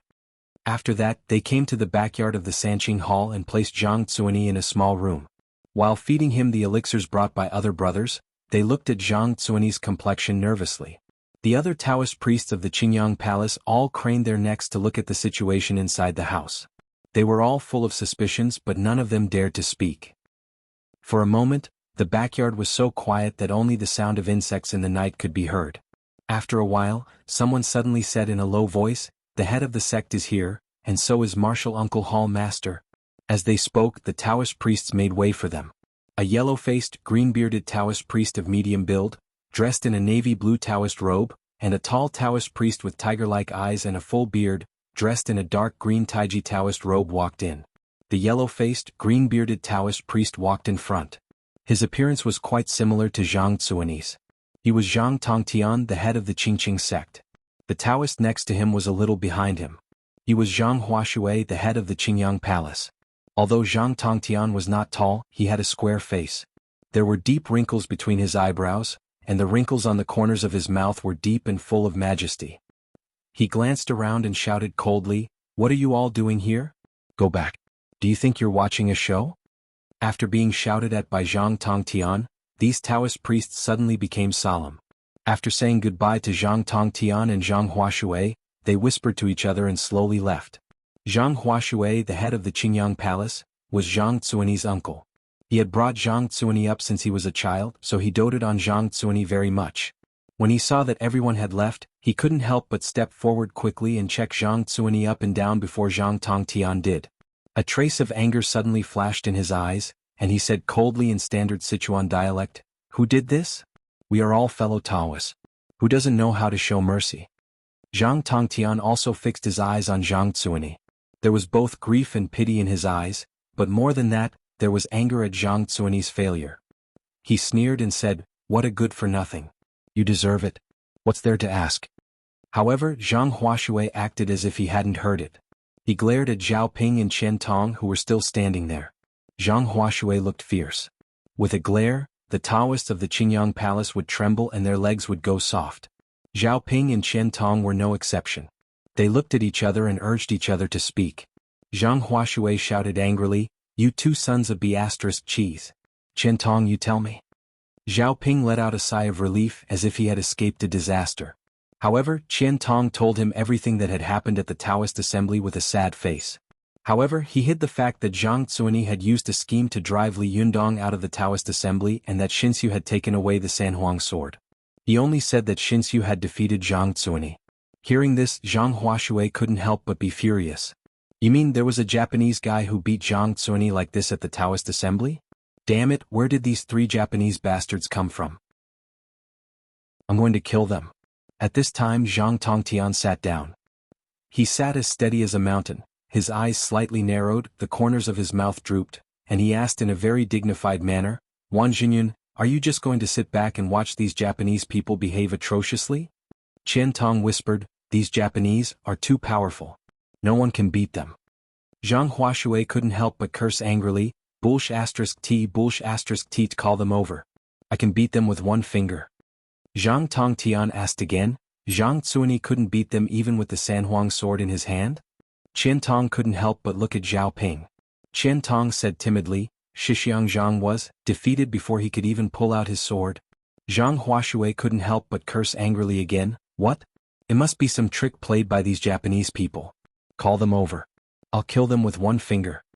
Hearing this, Chen Tong and Zhao Ping smiled bitterly in their hearts and thought, "Where can we call them?" However, Zhang Tongtian suddenly asked, "What about the other sects?" Chen Tong whispered, "The other sections were all defeated." Zhang Huashui suddenly widened his eyes and said angrily, "Good-for-nothings, a bunch of good-for-nothings. I'm so angry." Zhang Tongtian couldn't help but widen his eyes and say in surprise, "They were all defeated? Could it be that these Japanese people humiliated our Chinese cultivation world from head to toe at the Taoist assembly?" Chen Tong and Zhao Ping couldn't help but look at each other again. At this time, Chen Tong lowered his head and refused to say anything more. Zhao Ping could only whisper, "Later, Xinxiu was defeated by Ziyuan." Zhang Huashui and Zhang Tongtian were both stunned. Zhang Huashui nodded and said, "Well, I've seen Ziyuan before. She's not bad. She's really good." Zhang Tongtian also nodded slightly. He stroked his beard and said, "Fortunately, our Chinese cultivation world didn't lose face in front of the Japanese. Ziyuan did a good job. She deserves to be Wang Yuanshan's disciple." Unexpectedly, Zhao Ping whispered again, "But later, Ziyuan was defeated by their witch Tachibana Wakakoch." Zhang Huashui and Zhang Tongtian were shocked. "What?" Zhang Huashui's eyes widened like copper bells. "Then what happened later?" Zhao Ping glanced at Chen Tong, as if he was very reluctant to say what he was going to say next. However, Chen Tong seemed to not see him. He lowered his head like a mute gourd with its mouth cut. Zhang Huashui had a hot temper. When he saw this, he slapped his thigh and said, "You two sons of bitches want me to die of anxiety? Tell me, Zhao Ping." Zhao Ping had no choice but to say, Later, Tachibana Wakako was defeated by Li Yundong." Li Yundong? Zhang Huashui was stunned. It was as if he had heard the news that the Martians had attacked the Earth. He opened his mouth and said, "The leader of the Fox Zen school? No, it can't be. How did he defeat this Japanese girl? Tell me about it." Zhao Ping swallowed his saliva. He had to explain the fight as simply as he could. In the process, he omitted many things that were disadvantageous to Zhang Zuoni, exaggerated the strength of Tachibana Wakako, and weakened Li Yundong's strength. He made the fight between the two of them extremely difficult, and in the end, Li Yundong won by luck. Zhang Huashui gnashed his teeth and said angrily, if it weren't for the trick of the Japanese, Zhang Tsuani wouldn't have been afraid of them with the Sanhuang sword in his hand. F***, I'm so angry. However, Zhang Tongtian didn't say a word. He stared at Zhao Ping and Chen Tong with sharp eyes. He saw that their eyes were flickering and some things were vague. It was obvious that they were hiding something. He suddenly slapped the table, stood up and shouted angrily, "No, you're lying. Tell me everything from beginning to end. What the hell is going on? If I find out that there is even half a lie, I will kick you out." Zhao Ping and Chen Tong trembled all over. They also knew that their leader Zhang Tongtian's eyes were like torches and could see through people's hearts, but they also thought that they could get away with it and avoid this great humiliation. But now that they had been discovered by the leader, they had no choice but to explain the whole thing clearly. Zhang Huashui's mouth opened wider and wider as he listened, and his fist could almost be stuffed inside. However, Zhang Tongtian's face became darker and darker, and his eyes were full of sneers. After Zhao Ping and Chen Tong finished speaking, Zhang Tongtian sneered again and again, but he didn't say a word. Zhang Huashui laughed angrily and said, "What a good invincible Li. Good, there are really talented people in every generation." Zhao Ping and Chen Tong looked at each other, and Zhao Ping said in a low voice, "Sherbua, I think there's something wrong with this matter." Zhang Huashui stared at him and asked, "What's wrong?" Zhao Ping said in a low voice, "Why can't so many people beat this Japanese witch?" But before Li Yundong's palm hit her, the Japanese witch admitted defeat? Why did these Japanese come here so coincidentally? Zhang Huashui frowned and asked, "What do you mean, kid?" Chen Tong also came over and whispered, "We discussed it on the way back. We all think that, it might be that Li Yundong colluded with these Japanese." Zhang Tongtian couldn't help but say angrily, "What are you talking about? What's there to collude with?" Zhang Huashui sneered and said, "Shixiang, you are a gentleman. I'm afraid you don't know this kind of villain's business, do you? This son of a bitch colluded with the Japanese and then showed his power at the Taoist assembly. This son of a bitch can be said to have gained both fame and fortune. If Zheng Yuan hadn't snatched the immortal pen, humph.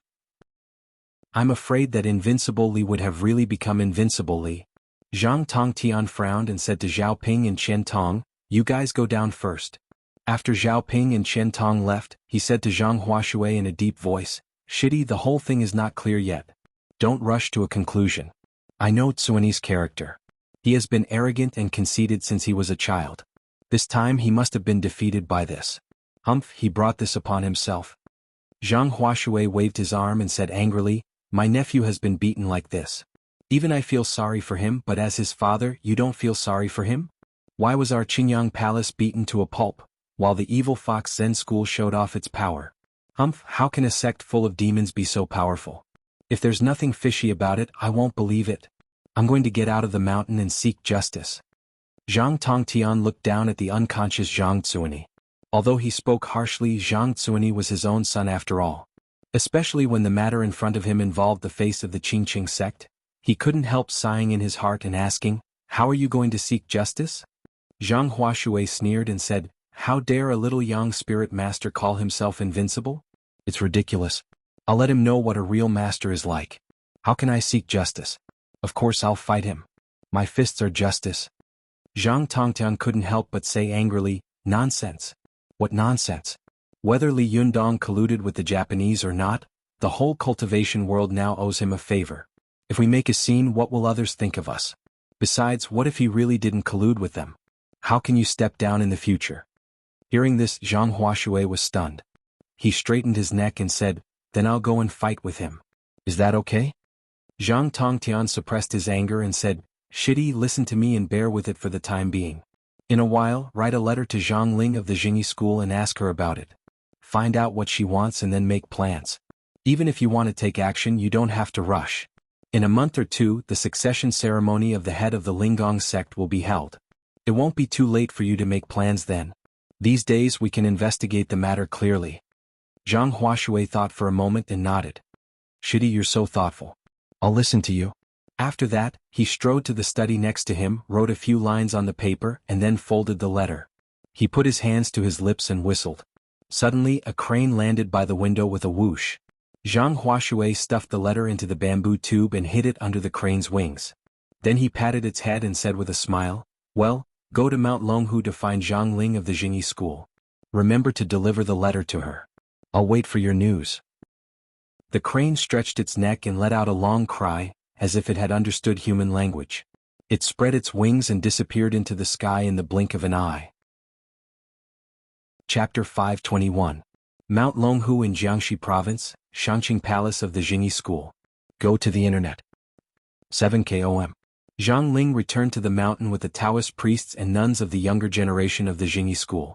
She sternly issued a gag order: if anyone dares to gossip, be prepared to die of old age on the mountain in the future. Although they were cultivators, these inner disciples were all young people after all, and they yearned for the outside world very much.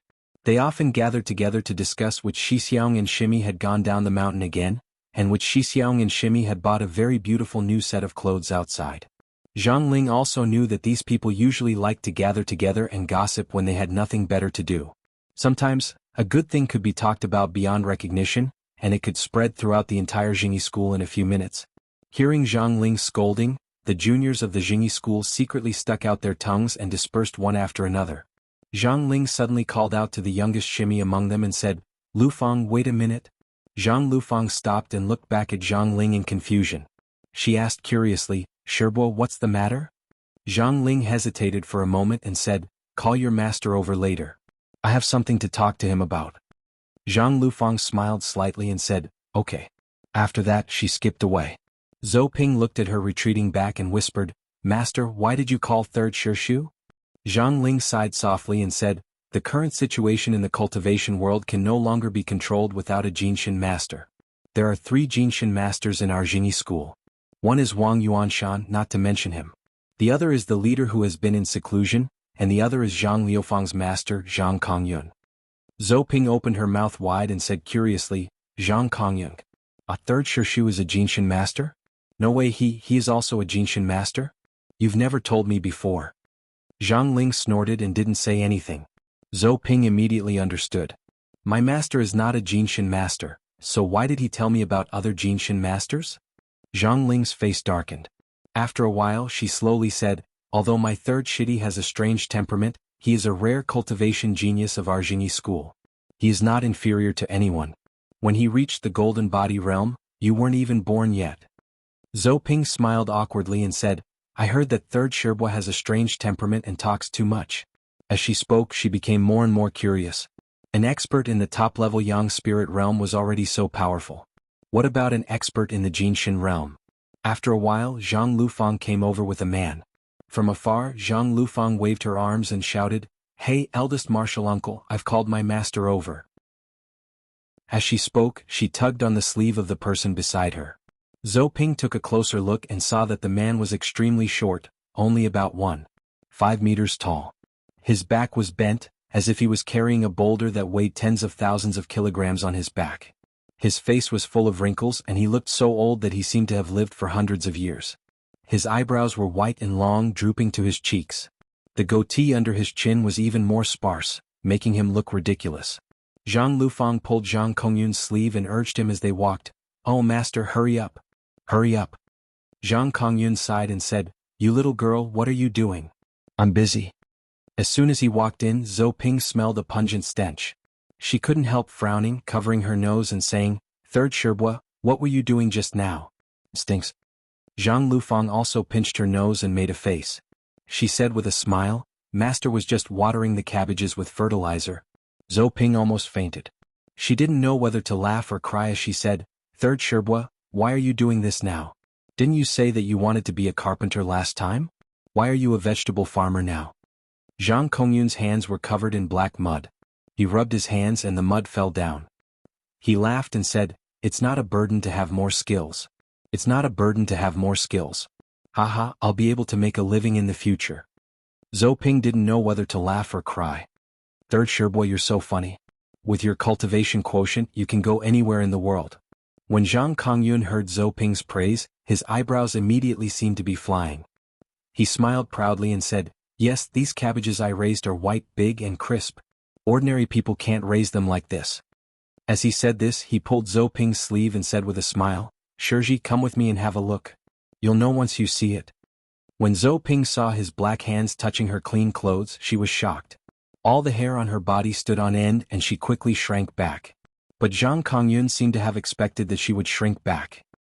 He grabbed her arm firmly and left a black five-fingered mark on her clean sleeve. Zhou Ping was so angry that she shouted, "Third Shibua?" But due to their relationship she was too embarrassed to scold him, so her pretty face turned red. Zhang Ling couldn't stand it anymore. She sighed and said, "Third Shibua, don't torture my disciple as soon as you appear, okay? What are you doing? Let go of me. What's wrong with you?" Zhang Kongyun smiled awkwardly. He let go of her and scratched his hair with his black and dirty hands. "I'm just a little excited to see my little Shiji. By the way, Shiji, why did you call me?" When Zhang Ling heard the word old, her face immediately darkened. "How many times have I told you not to call me old Shiji? I'm eldest Shiji." Zhang Kongyun nodded and bowed, saying with a smile, Yes, old Shiji, you're right." Zhang Ling was so angry that she almost blew smoke out of her 7 orifices. She immediately took a deep breath and thought to herself, if it weren't for the fact that Shiji is in seclusion, who would want to deal with you? Damn it. Zhang Ling suppressed her anger and told him what had happened at the Taoist assembly. Then she said, "Third Shibua, now that Wang Yuanshan has left the sect on his back and the leader is in seclusion, the only one who can suppress Li Yundong now is you. You can't sit back and watch our Jingyi school be bullied by others." Zhang Kongyun blinked his eyes, which were as small as black beans. He suddenly turned to Zhang Lufang and asked, "Is Li Yundong really that powerful? None of the cultivators of the various sects can beat him?" Zhang Lufang couldn't help but show a strong expression of admiration and worship on her face. She nodded vigorously and said, "Yes, he's amazing. People call him Invincible Li." Invincible Li? Invincible Li? Zhang Kongyun stroked his beard and thought for a moment.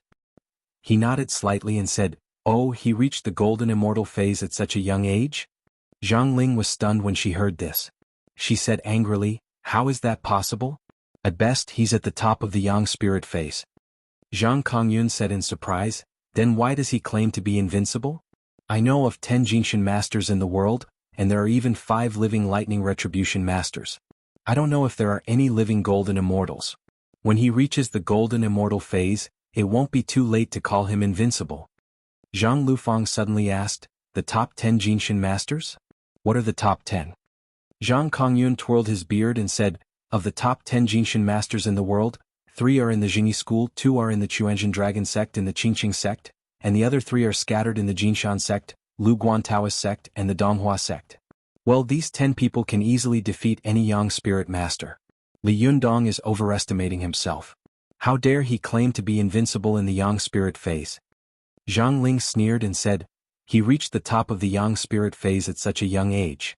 Who knows how far he will go in the future?" Zhang Kongyun tilted his head and thought for a moment. He said, "Well, let's talk about it when he reaches this phase." After that, he turned around and was about to leave. Zhang Ling hurriedly stopped him and said anxiously, "Third Shidi, don't you have an attitude?" Zhang Kongyun turned his head and asked curiously, "What attitude?" Zhang Ling said angrily, "Are you just going to watch a junior bully us?" Zhang Kongyun smiled and said, "Really? Why don't I think so? Come and find me when he dares to bully Mount Longhu." After saying that, he shook his head and walked away slowly. Zhou Ping wiped the dirty handprints on her sleeves and complained to Zhang Lufang, "Why is your master like this? He's so annoying." Zhang Lufang smiled at Zhou Ping and said cautiously, "Shiji, don't you know his temper?" Zhou Ping snorted and said to Zhang Ling, "Master, what should we do?" Zhang Ling's face was gloomy. She gritted her teeth and thought to herself, "This old man, I knew he was unreliable. Damn it." After a while Zhang Ling snorted.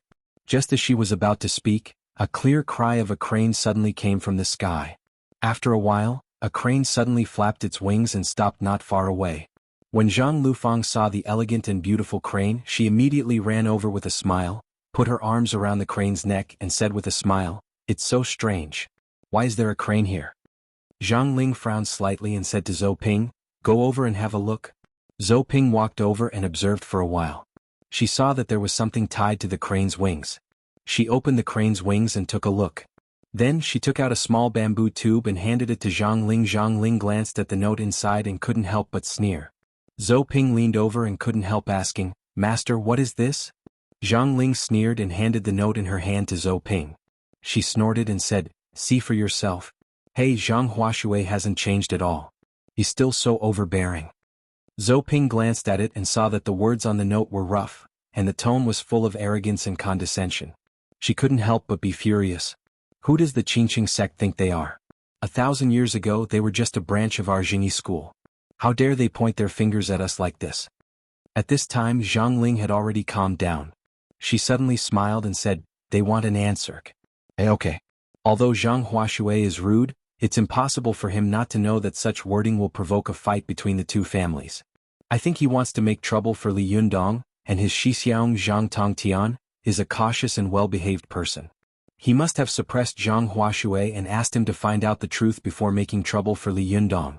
So Zhang Huashui sent such an arrogant letter over. Zhou Ping asked tentatively, "Then master, what should we do?"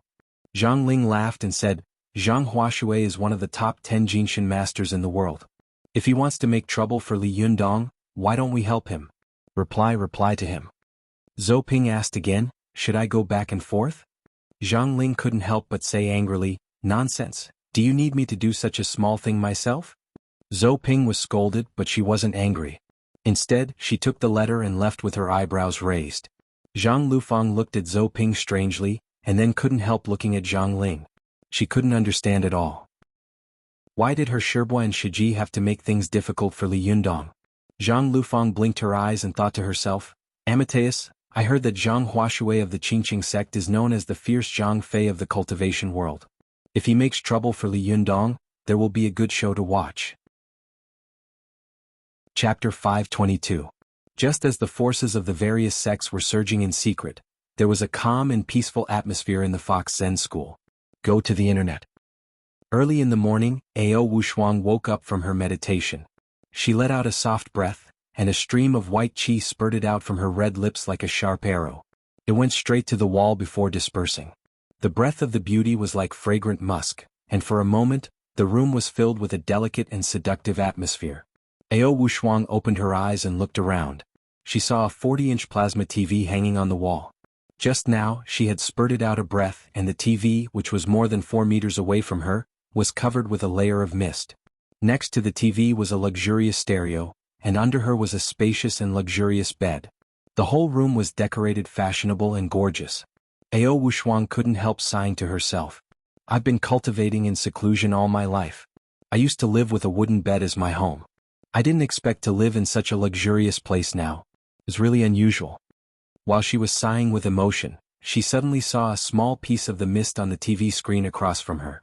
She couldn't help laughing in her heart and said lightly, "Come out. Don't hide." There was silence in the room. Ao Wushuang snorted and said, "Look back. You've rubbed the TV yourself. Don't pretend." At this time a figure appeared in the room. This person was smiling sweetly, her eyes rolling in her eye sockets, and her eyebrows were full of mischief. Who else could it be but Su Chan? Su Chan said with a smile, "Master, you're so perceptive."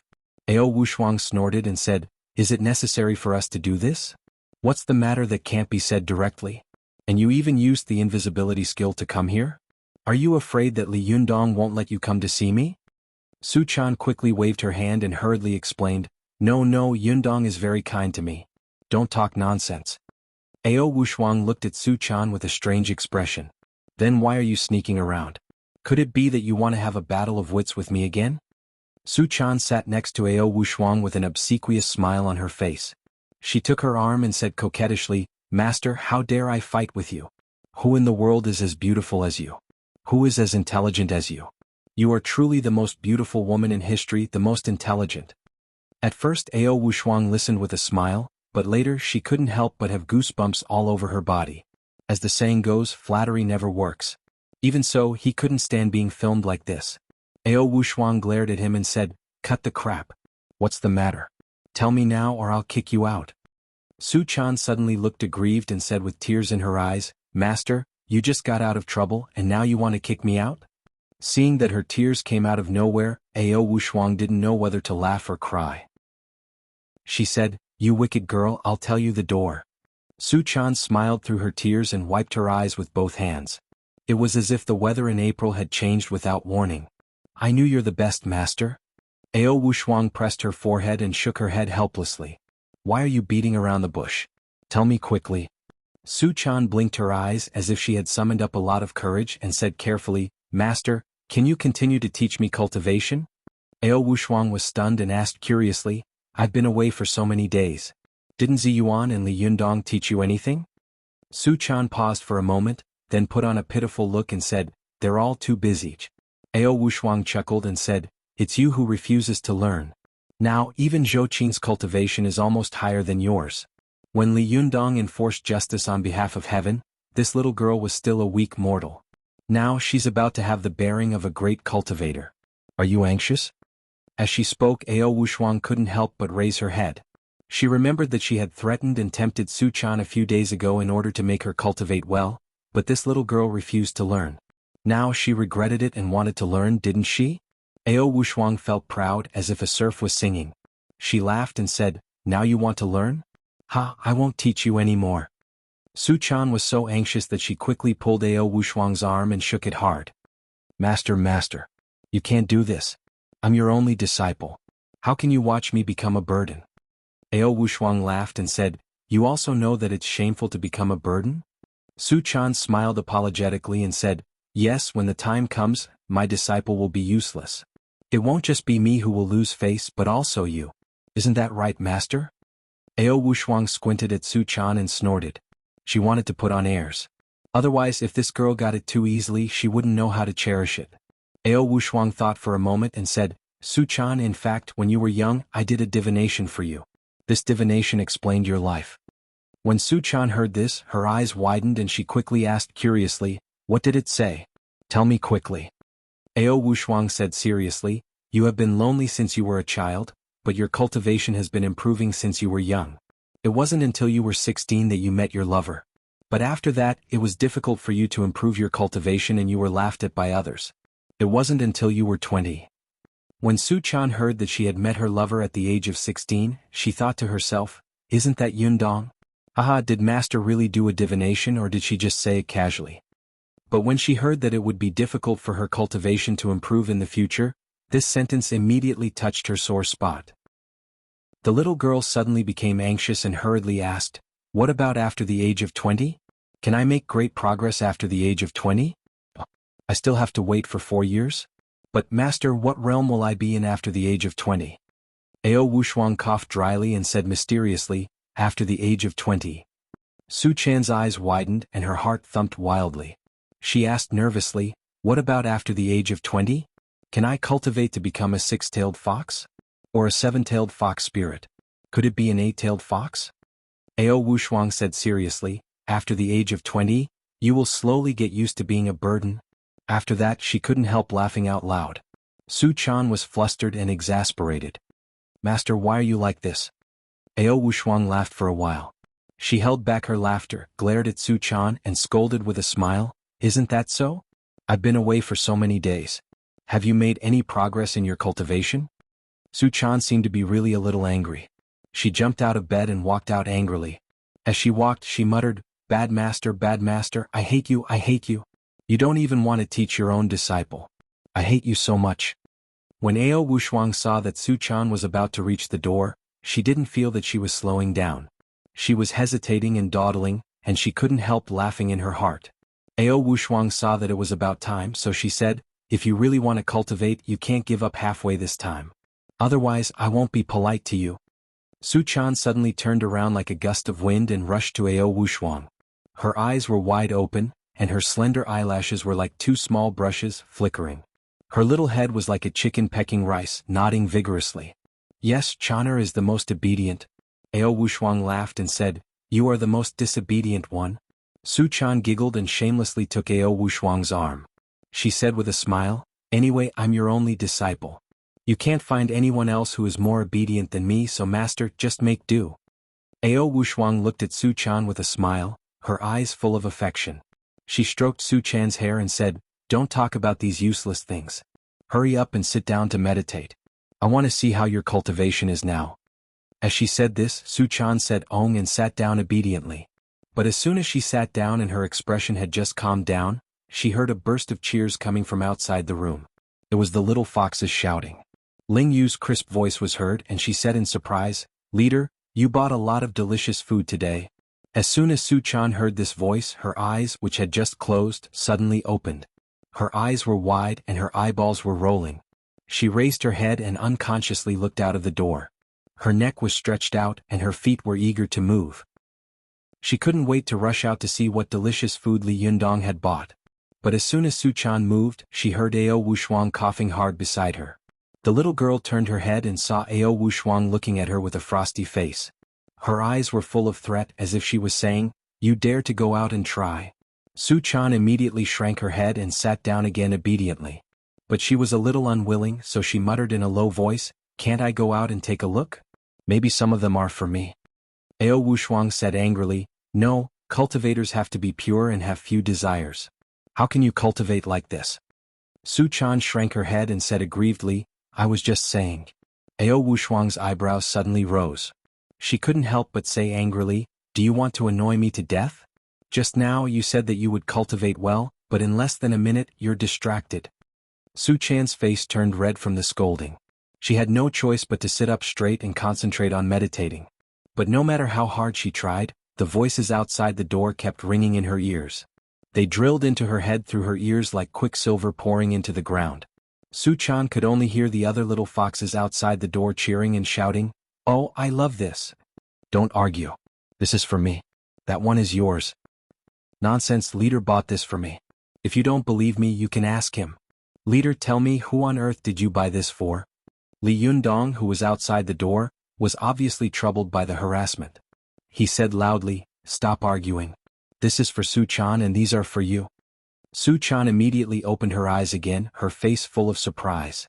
She subconsciously wanted to rush out of the door, but as soon as she moved halfway, her body tilted and she saw a black shadow slap her on the forehead. Su Chan covered her forehead with her hand, only to see Ao Wushuang glaring at her. "Evil disciple, how dare you?" Su Chan said with a wronged face, "Yundong bought something for me. I'll just take a look at it.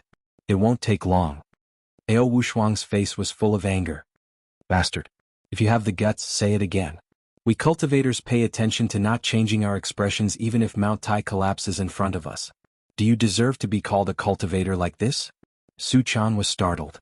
She muttered in a low voice and then closed her eyes. "Maybe there's something for Yuk." After she finished speaking, she still felt itchy in her heart. The voice outside the door was like 25 little mice roaring in her heart. The little girl couldn't help opening her eyes again. As soon as she opened her eyes, she saw Ao Wushuang glaring at her like a bodhisattva. Her two willowy eyebrows were raised high. As long as she opened her mouth, she would be beaten violently. Su Chan was startled and didn't dare to speak again. She said, "Oh," and quickly closed her eyes again. Seeing that she had finally calmed down, Ao Wushuang snorted. "Can't I control you?" But as soon as she finished speaking, she heard the voice of the little fox outside the door. "Oh, there's something for Sure Shu." "Yes, little martial uncle, the sect leader bought something for you." There was a lot of noise outside the door, but it was quiet inside the room. Su Chan couldn't help but open one of her eyes quietly, only to see Ao Wushuang glaring at her angrily. For a moment, the two of them stared at each other, speechless. Remember the website. Chapter 523. Su Chan looked at Ao Wushuang eagerly and said in a low voice, "Master, if I don't go, you have to go, right? That's Yundong's kind intention. Go to the net." 7 KOM.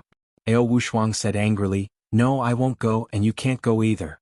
Do you think I don't know what you're up to? You're just..."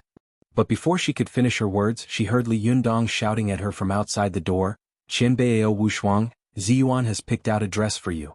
Do you think it fits?" After hearing this, Su Chan rolled her eyes and said tentatively, "Master, you don't want Yundong's but you can't refuse Sister Ziyuan's, can you? You have to give her face, don't you?" Ao Wushuang was exasperated. "No, I don't want any of them. I don't want any of them." As soon as she finished speaking, she heard Lu Yuehong knocking on the door and complaining, "Shimmy, what are you doing? What's so important? Didn't I hear that you were going to leave a few minutes ago? You don't even want to accept the kindness of the leader and Jinren Ziyuan. It's not right, is it?" Ao Wushuang was helpless. She glared at Su Chan fiercely, rushed to the door, opened it, and rushed to Li Yundong like a gust of wind. She snatched the bag from his hand and said through gritted teeth, "Thank you." Then she rushed back like a gust of wind. Li Yundong and Zi Yuan were stunned and looked at each other.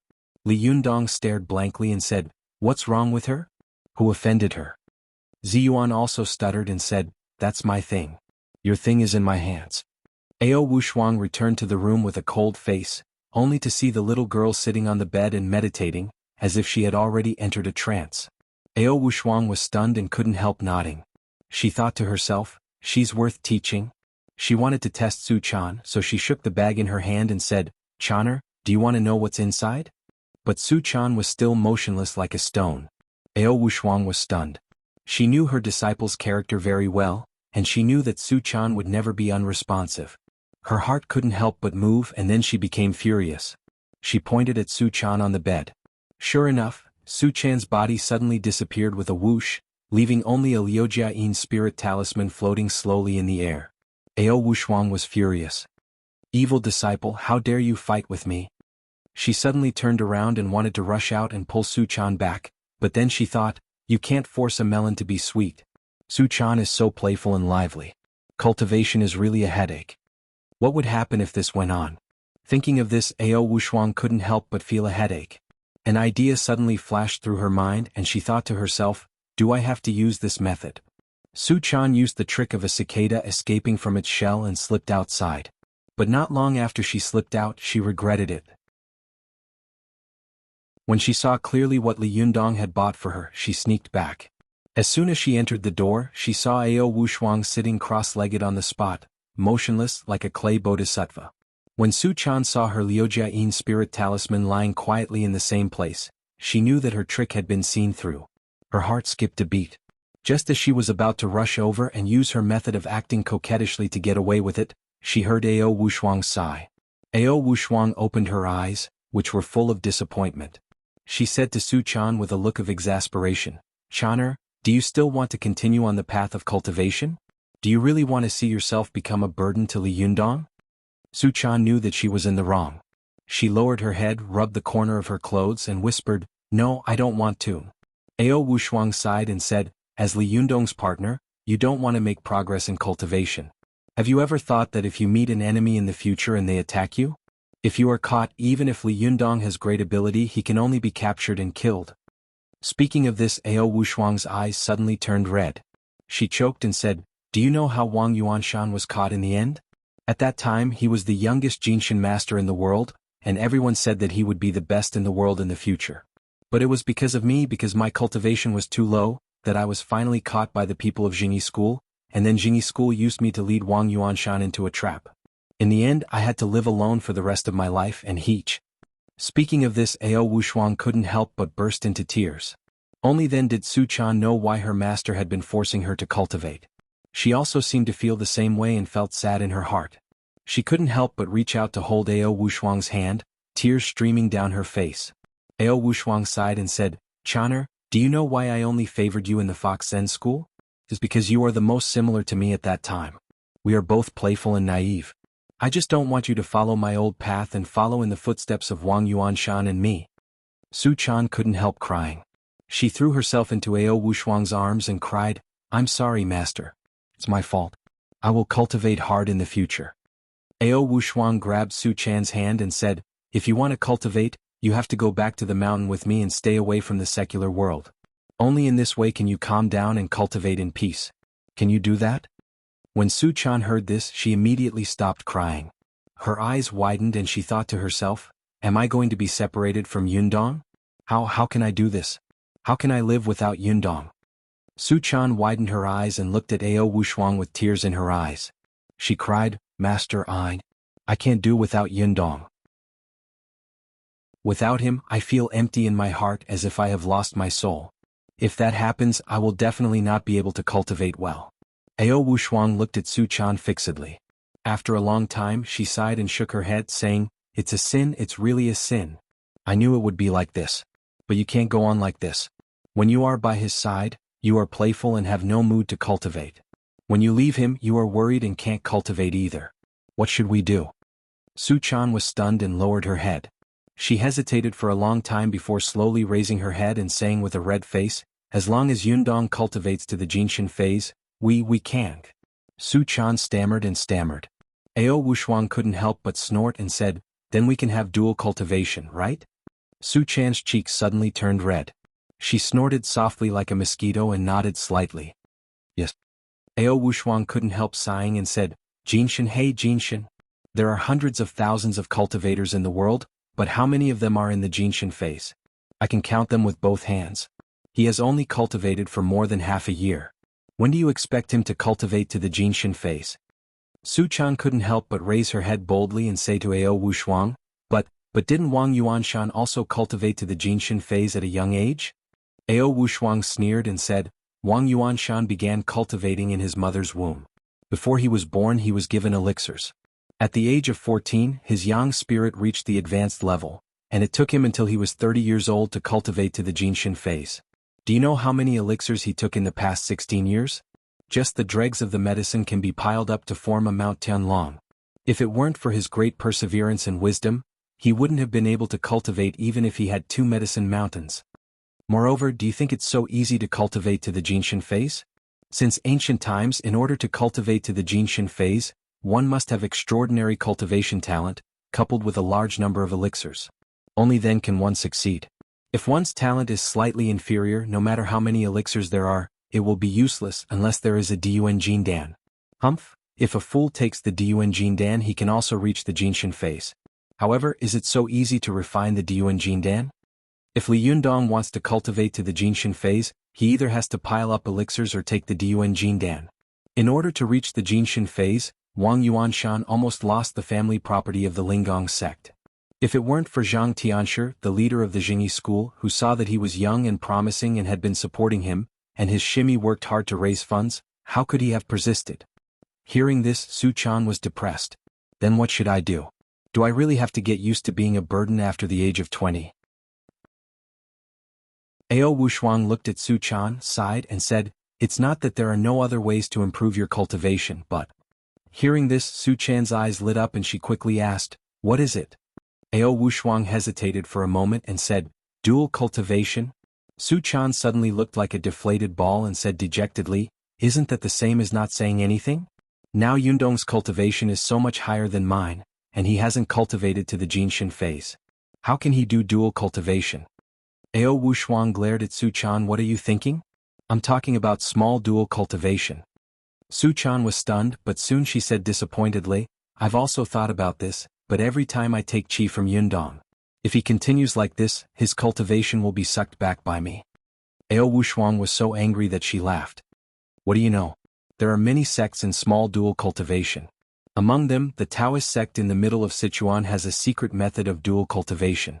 For example, in the Qingqing secret record, there are cultivation methods of dual cultivation such as the yin-yang reversal method, the heaven and earth reversal method, the big and small initiation method, the heavens mystery method, the 3 warming cauldron method, the 9 warming cauldron method, and the secret of harvesting. These methods of dual cultivation are suitable for both men and women, and they are mutually beneficial. They can be called divine arts. Su Chan's eyes lit up when she heard this. She couldn't help but say happily, Master, you know this, right? You must know this, right? Ao Wushuang shook her head and said firmly, I don't. Su Chan was disappointed. You don't know? How can you not? If you don't know, then how can your cultivation? Before Su Chan could finish her words, Ao Wushuang couldn't help but say angrily, B*****, what did you say? After Wang Yuanshan was captured, I painstakingly trained myself to reach my current cultivation level. At that time, Wang Yuanshan saw that my cultivation was too low, so he gave me his Bahuang sword. Otherwise, with his Bahuang and Liuhe swords in hand, how could he not have escaped when he was caught? Do you think I got my cultivation from dual cultivation? Su Chan lowered her head and looked at Ao Wushuang pitifully. I'm sorry, Master. If you don't know it, who will? What should we do? Ao Wushuang shook her head and said, nonsense. Since it's the Qingqing secret record, of course it's the Qingqing sect. Su Chan was stunned. The Qingqing sect? We seem to have a grudge with this sect. What if they refuse to lend it to us? Ao Wushuang chuckled and said, you're really stupid. If they don't lend it to us, humph, we'll get it ourselves. Su Chan's eyes lit up. The 2 foxes, one big and one small, looked at each other and laughed wickedly. Chapter 524.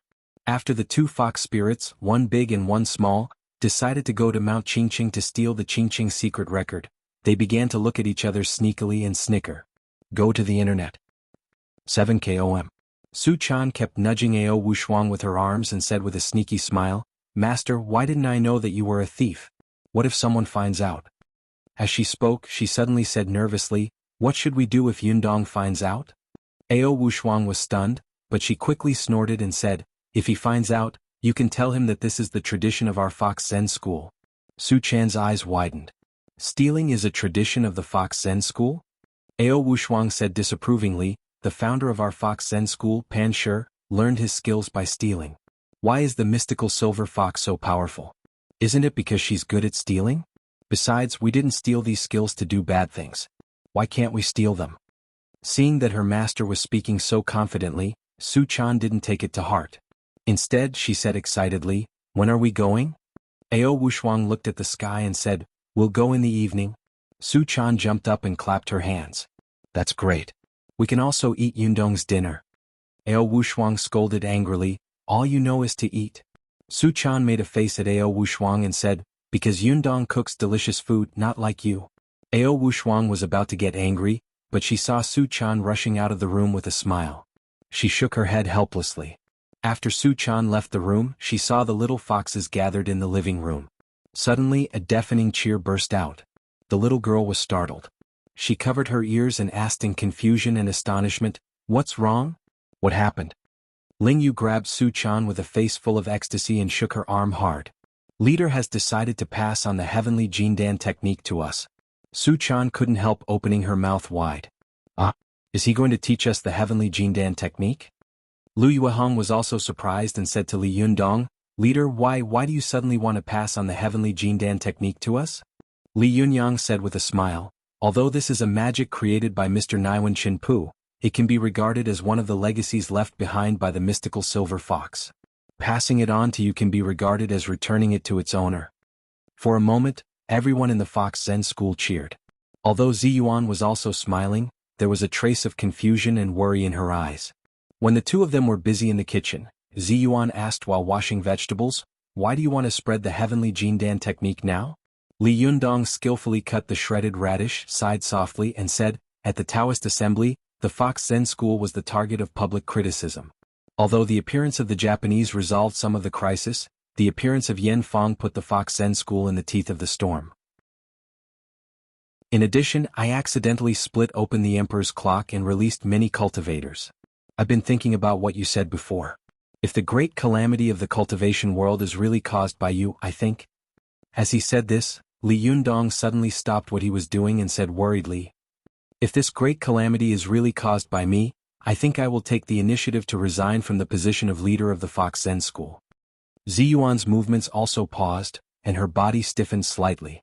She turned her face and asked in surprise, are you afraid of getting Su Chan and the others involved? Li Yundong nodded. Yes, if it were just me I wouldn't be afraid. However, from Chao Yi, Lu Yuehong, Su Chan, and the little foxes in the Fox Zen school, they almost have no ability to protect themselves. But fortunately Ao Wushuang is back. With her strength she can protect the whole Fox Zen school. But I'm afraid that some very powerful cultivators will come, so I decided to pass on the heavenly Jindan technique to them. No matter how high they can cultivate, they will at least have some ability to protect themselves. Ziyuan sighed slightly. Actually, about this great calamity, have you ever thought about why Yen Fong wanted to kill Chao Kefi? Yen Fong would rather not take back the Lioha sword and find a way to kill Chao Kefi? Moreover, when she made her first move, why did Chao Yi appear there? Did she go to save Chao Kefi? So why did she go? Li Yundong said with a serious expression, I've thought about it and Chao Yi and I have talked about this in private. But she said that at that time she had already suspected Zhuang Yiting, so she was always paying attention to her actions. Especially when she found out that Yen Fong had sneaked out and tried to kill Chao Kefi, she helped her. Ziyuan smiled slightly. Do you believe her words? Li Yundong didn't comment and continued to work. The kitchen knife in his hand flew up and down, and the shredded radishes were cut into thin and long pieces by him. Each piece seemed to have been cut by a machine. He said, until I confirm whether Lu Yi is really alive or not, or whether he has any ulterior motives, I will be skeptical.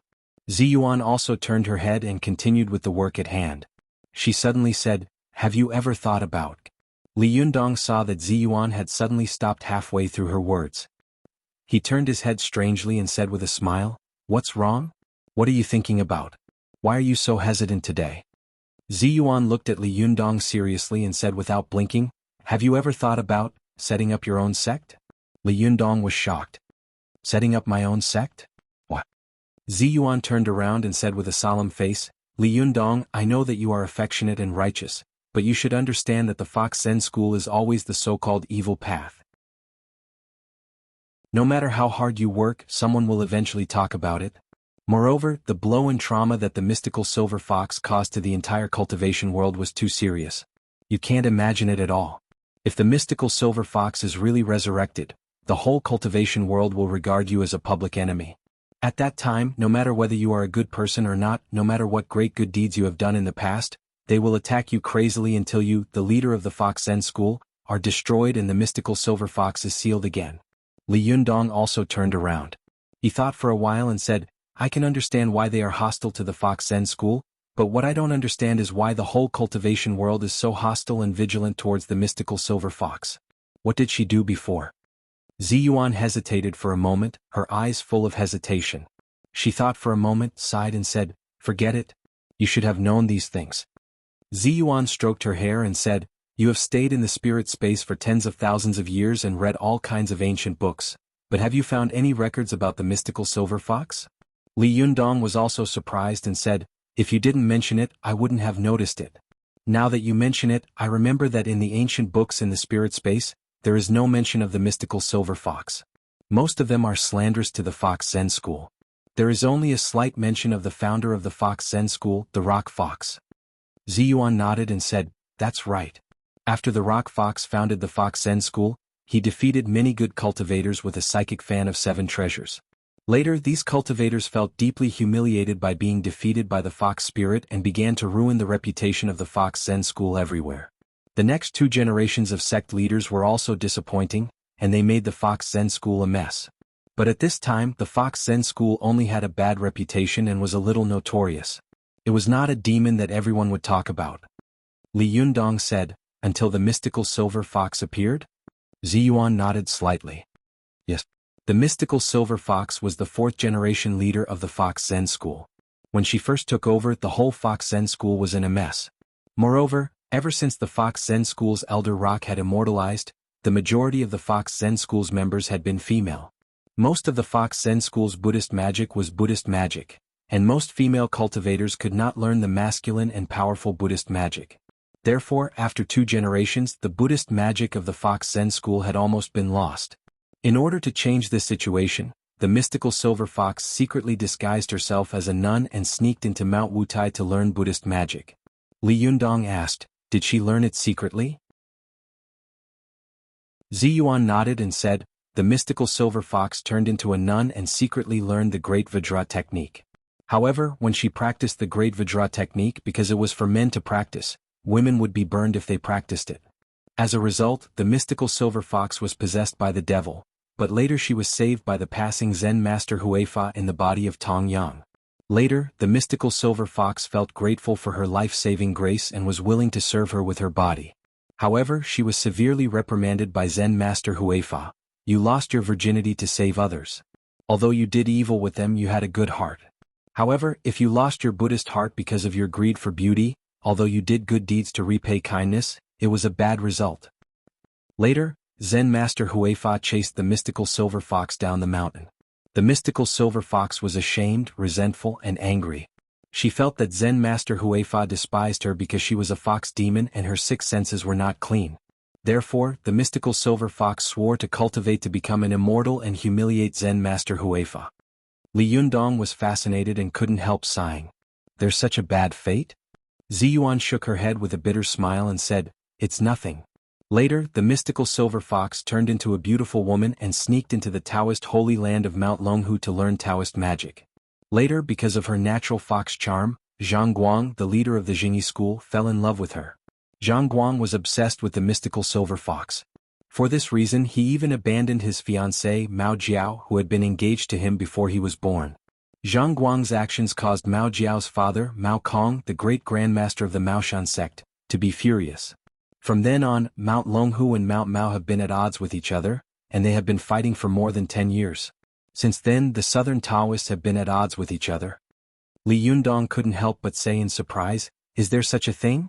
I only know that the southern Taoists seem to be in harmony, but I don't know why. Why haven't I heard of it? I've never seen any records in the spirit space." Ziyuan sighed and said, "The two major Taoists became enemies because of a fox spirit. Both sides suffered heavy losses and were ashamed of it. Of course they didn't talk about it. The Jingyi school even abolished Zhang Guang as the leader and erased any evidence of his reign, as if this person had never appeared." Li Yundong was stunned. He couldn't help but ask, "What about the rest?"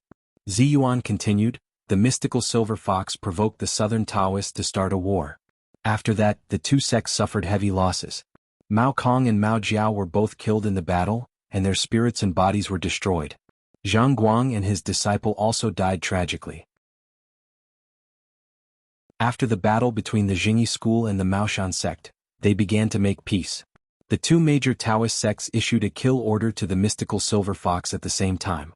From then on, most of the Taoists in the world would kill the people of the Fox Zen school when they saw them.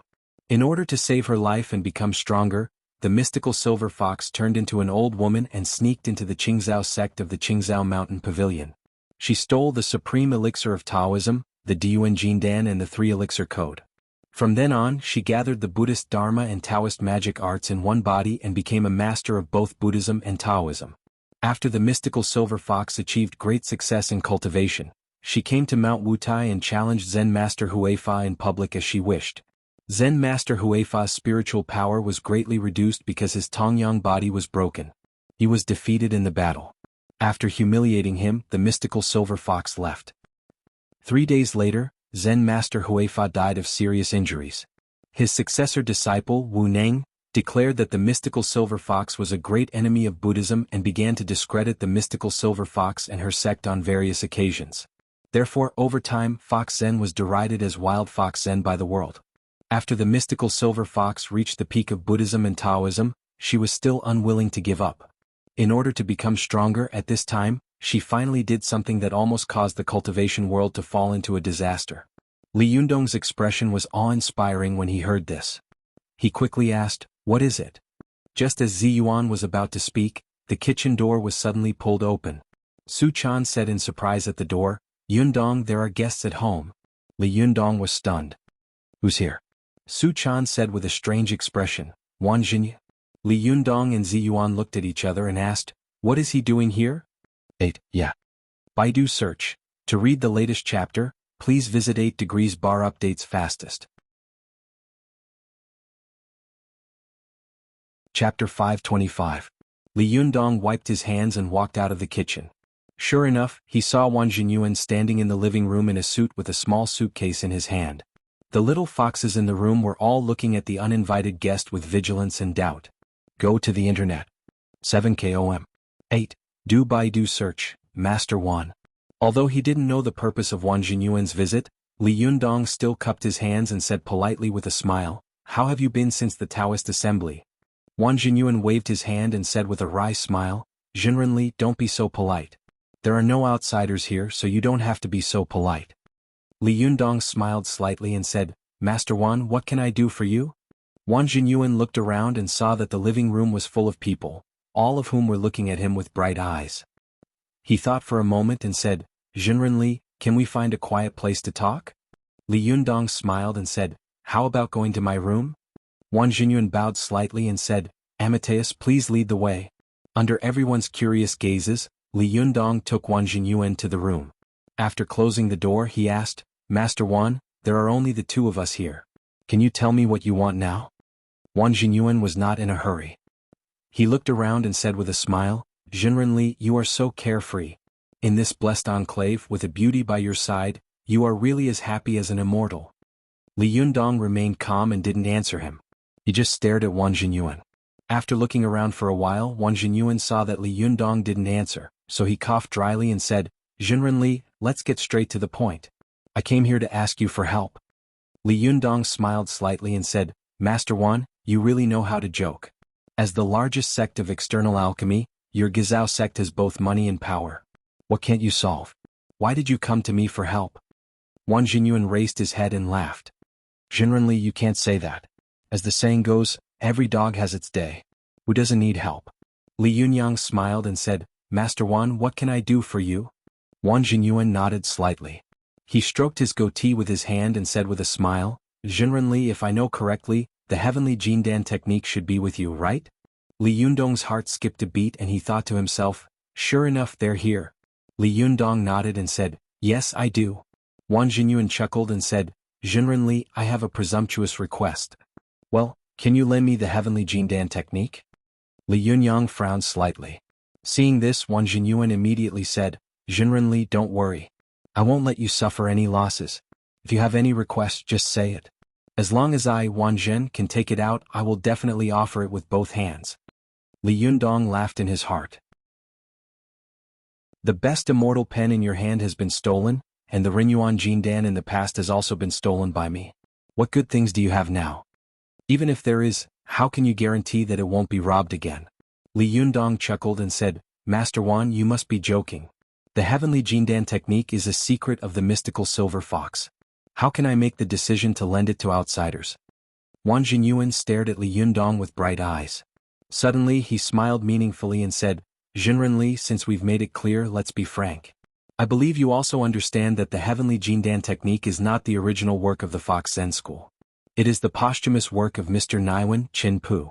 Logically speaking, it is a treasure of our Taoist school, and our Gizao sect is an orthodox Taoist sect. I have a reason to ask for a look. When Wang Jinyuan saw Li Yunyang chuckling and looking a little unfriendly, he immediately said with a smile, of course, the mystical silver fox has contributed a lot to the heavenly Jindan technique, and it's a fact that the Fox Zen school has such a secret skill. Therefore, I specially came here to make a deal with you, Jinrenli. That's a sure win. Li Yundong smiled and said, what do you mean by a deal? Wang Jinyuan chuckled and said, Jinrenli, the heavenly Jindan technique is of no use to you now. You have already memorized everything you should. But for those of us who have never practiced it, it is invaluable. As long as you lend it to me, I am willing to give you the garden that was once used in the Taoist assembly as a gift. What do you think? Li Yundong's heart moved slightly. He remembered that Su Chan had once said that she liked the garden and hoped to live in such a garden in the future. At that time he had thought it was impossible. After all, the land in Dongwu City was expensive, and the garden was located in the center of the city, where every inch of land was expensive. It was impossible to buy it without tens of millions of yuan.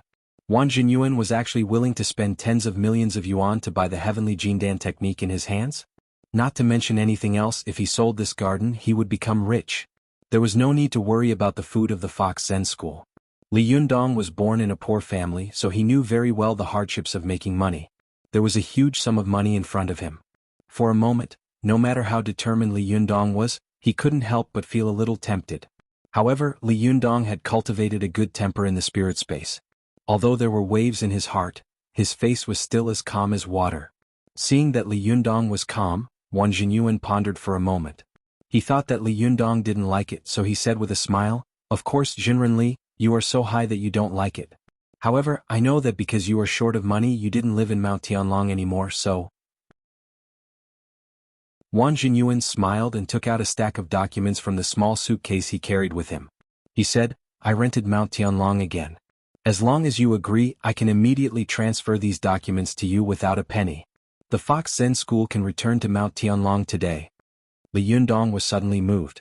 He couldn't help but pick up the stack of documents and take a look.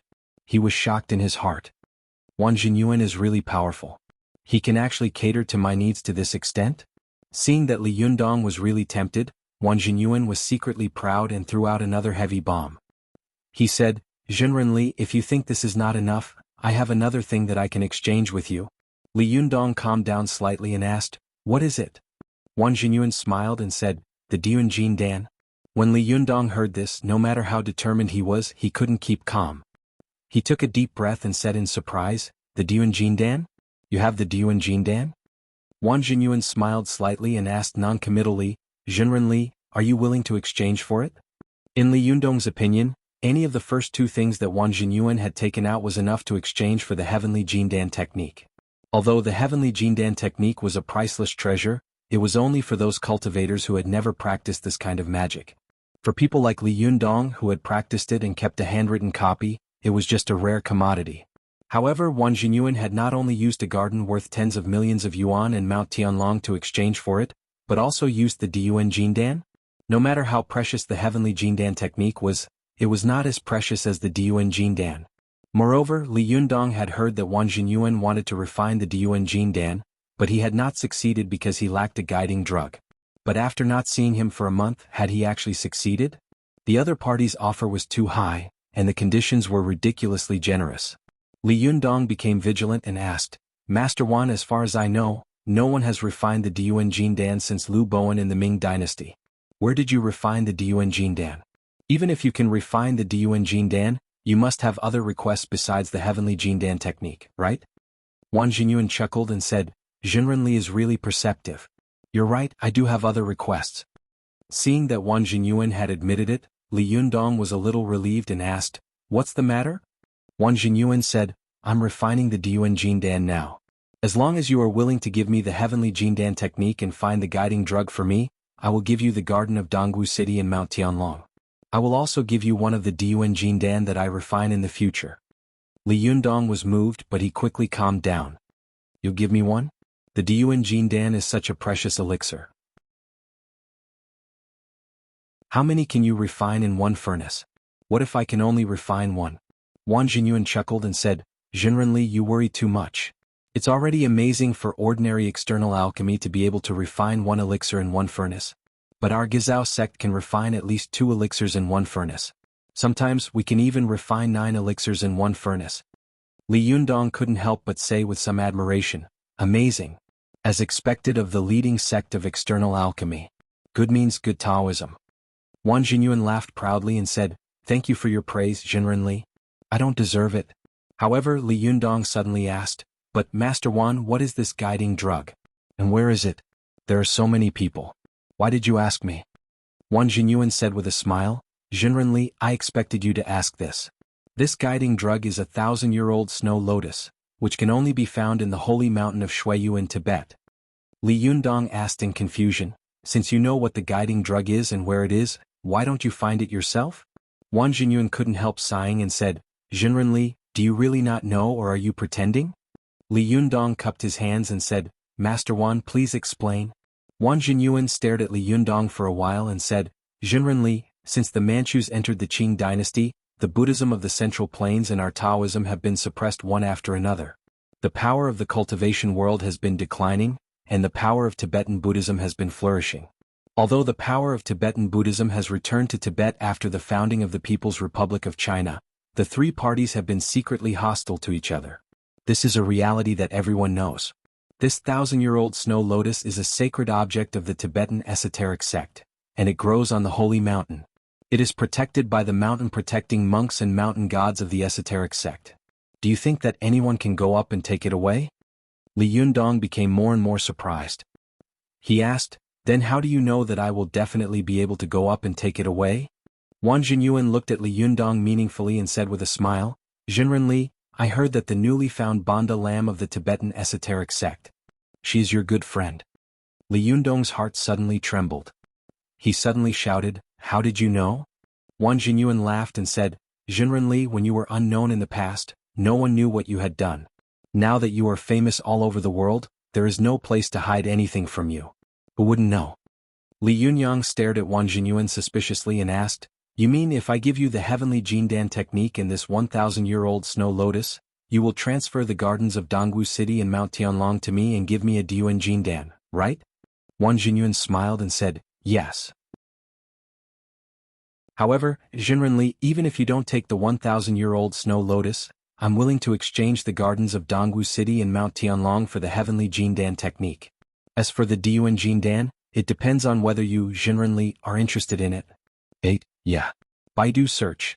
To read the latest chapter, please visit 8 Degrees Bar Updates fastest. Chapter 526. After sending Wang Jinyuan away, although Li Yundong knew that Su Chan, Zi Yuan, and the others were very curious about Wang Jinyuan's purpose, he still calmly talked about it. After dinner, when Li Yundong saw that everyone had returned to their rooms, he called Zi Yuan to the balcony and told her about Wang Jinyuan's purpose. Go to the internet. 7KOM. This website has changed its domain name. After listening to Li Yundong's words, Ziyuan asked in surprise, "Did you refuse?" Li Yundong shook his head. "No, I just said that I would think about it. However, Wang Jinyuan, like Du Fei, doesn't want me to transfer the heavenly Jindan technique to others." Ziyuan smiled slightly, and there was a hint of sarcasm at the corner of her mouth. They don't want the opponents of their sex to become stronger and stronger. The heavenly Jindan technique has become a hot commodity now. Are you going to wait for the highest price? Li Yundong sighed softly. "No, I'm just doubting Wang Jinyuan's purpose. Don't you think it's too coincidental?" Ziyuan couldn't help but ask, "Are you worried?" Li Yundong continued her words and said, "Yes, I always feel that these things happen one after another, one after another. It's very strange and very coincidental. Wang Jinyuan's Diyuan Jindan happens to lack a guiding drug, and this guiding drug happens to be the 1,000-year-old snow lotus. This 1,000-year-old snow lotus happens to be in the holy mountain of Tibet, and the esoteric sect in charge of the holy mountain welcomes Banda Lam, who happens to be Meiduo, whom I met when I was in the Zhuji phase. Isn't this too strange?" Ziyuan thought for a moment and frowned slightly. Indeed, these things are like exquisite mechanical parts, one ring after another, and they are all intertwined with each other. But this doesn't rule out the possibility that it's a coincidence. Li Yundong shook his head. But all of this seems to be too coincidental. It's so coincidental that someone deliberately created such a situation, as if there was a pair of hands behind the scenes adding fuel to the fire. Do you still remember the 2 big golden snakes that were stolen? You once told me that if I want to refine the Diyuan Jindan, I must have the Niden of the big golden snake as a guiding drug. Otherwise, it will be impossible to succeed. Do you remember? Ziyuan nodded. "I remember." Li Yundong said, "Wang Jinyuan must have something to do with the person who stole the golden snake. And the person who had stolen the big golden snake must have some kind of connection with the series of things that had happened to the Fox Zen school. If this person was Lu Yi, why would he do this? Is it because he wants to resurrect the mystical silver fox? If so, what did the Diyuan Jindan have to do with the mystical silver fox? Why did Yan Fang want to kill Chao Kefi at all costs? Could it be?" After pondering for a while, Ziyuan said, "When I first saw Chao Kefi, I felt that there was something wrong with her. Ordinary people have 3 spiritual and 7 physical souls, but she only has 1 spiritual and 3 physical souls. Moreover, Yan Fang once said that the soul of the mystical silver fox had been shattered, and she had been trying to kill Chao Kefi at all costs after seeing her. Do you think there is any connection between them?" Li Jiandong's face was sullen and he didn't speak for a long time. After a long time he said in a cold voice, "Do you want a sage? President Chao? No, Chao Kefi is the mystical silver fox?" Ziyuan shook her head and said, "No, that's not necessarily true. I just think that the mystical silver fox must have something to do with Chao Kefi, but it's not necessarily her. It may also be the soul of the mystical silver fox that escaped, or it may be that she was born with a weak body and had fewer souls than others."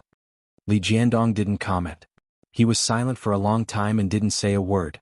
Seeing that Li Jiandong's eyebrows were knitted together, she couldn't help but sigh slightly and say, "Others call you invincible, Li, and they see that you are surrounded by beautiful women. At the Taoist assembly, you even showed your divine power and became famous all over the world. But who knows that you seem to be very glorious now, but in fact you are like walking on thin ice in front of an abyss, and you are in danger of being doomed eternally at any time." Li Jiandong let out a long sigh. He looked at the closed door of the room of Su Chan and the others and sighed, "Those who know me say that I am worried, and those who don't know me say that I want nothing. You know me best." Listening to Li Jiandong's sigh, Ziyuan didn't know why, but she suddenly felt warm in her heart, as if there was a faint warm current flowing in her heart. It was as if she felt gratified and happy to be able to share the worries and difficulties of this young cultivator. She smiled slightly and said, "Don't worry.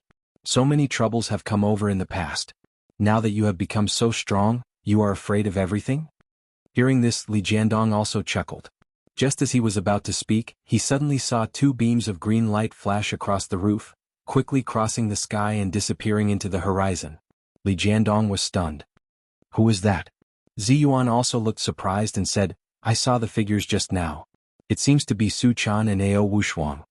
Li Jiandong was surprised. "So late. What are they doing out?"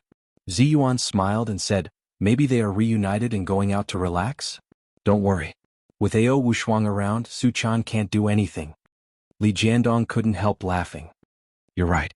I wanted to follow them and have a look, but now it seems that I was overthinking. Ziyuan laughed and said, after all, Su-chan is still young and has a child's personality. But she has grown up a lot. She will slowly become more mature and sensible. You don't have to worry about her. Speaking of this, Ziyuan suddenly thought of something. If Su-chan grows up to be a nine-tailed celestial fox in the future, the cultivation world will kill her. What will you do? But just as Ziyuan was about to say this to Li Yundong, she suddenly saw the doting and sweet smile on Li Yundong's face when he talked about Su-chan, so she swallowed the words on the tip of her tongue and sighed in her heart. Li Jiandong didn't know what Ziyuan was thinking. He looked in the direction in which Su-chan and Ao Wushuang had left with a smile and said, forget it, let's go in. Anyway, Su-chan has her master with her. Her master can't take her to cause trouble, can he? Neither Li Jiandong nor Ziyuan knew that what Su-chan and Ao Wushuang wanted to do was far more than just causing trouble. The two fox spirits, one big and one small, turned into two beams of cyan light and flew into the sky in the blink of an eye. It was winter, the season with the least thunderstorms.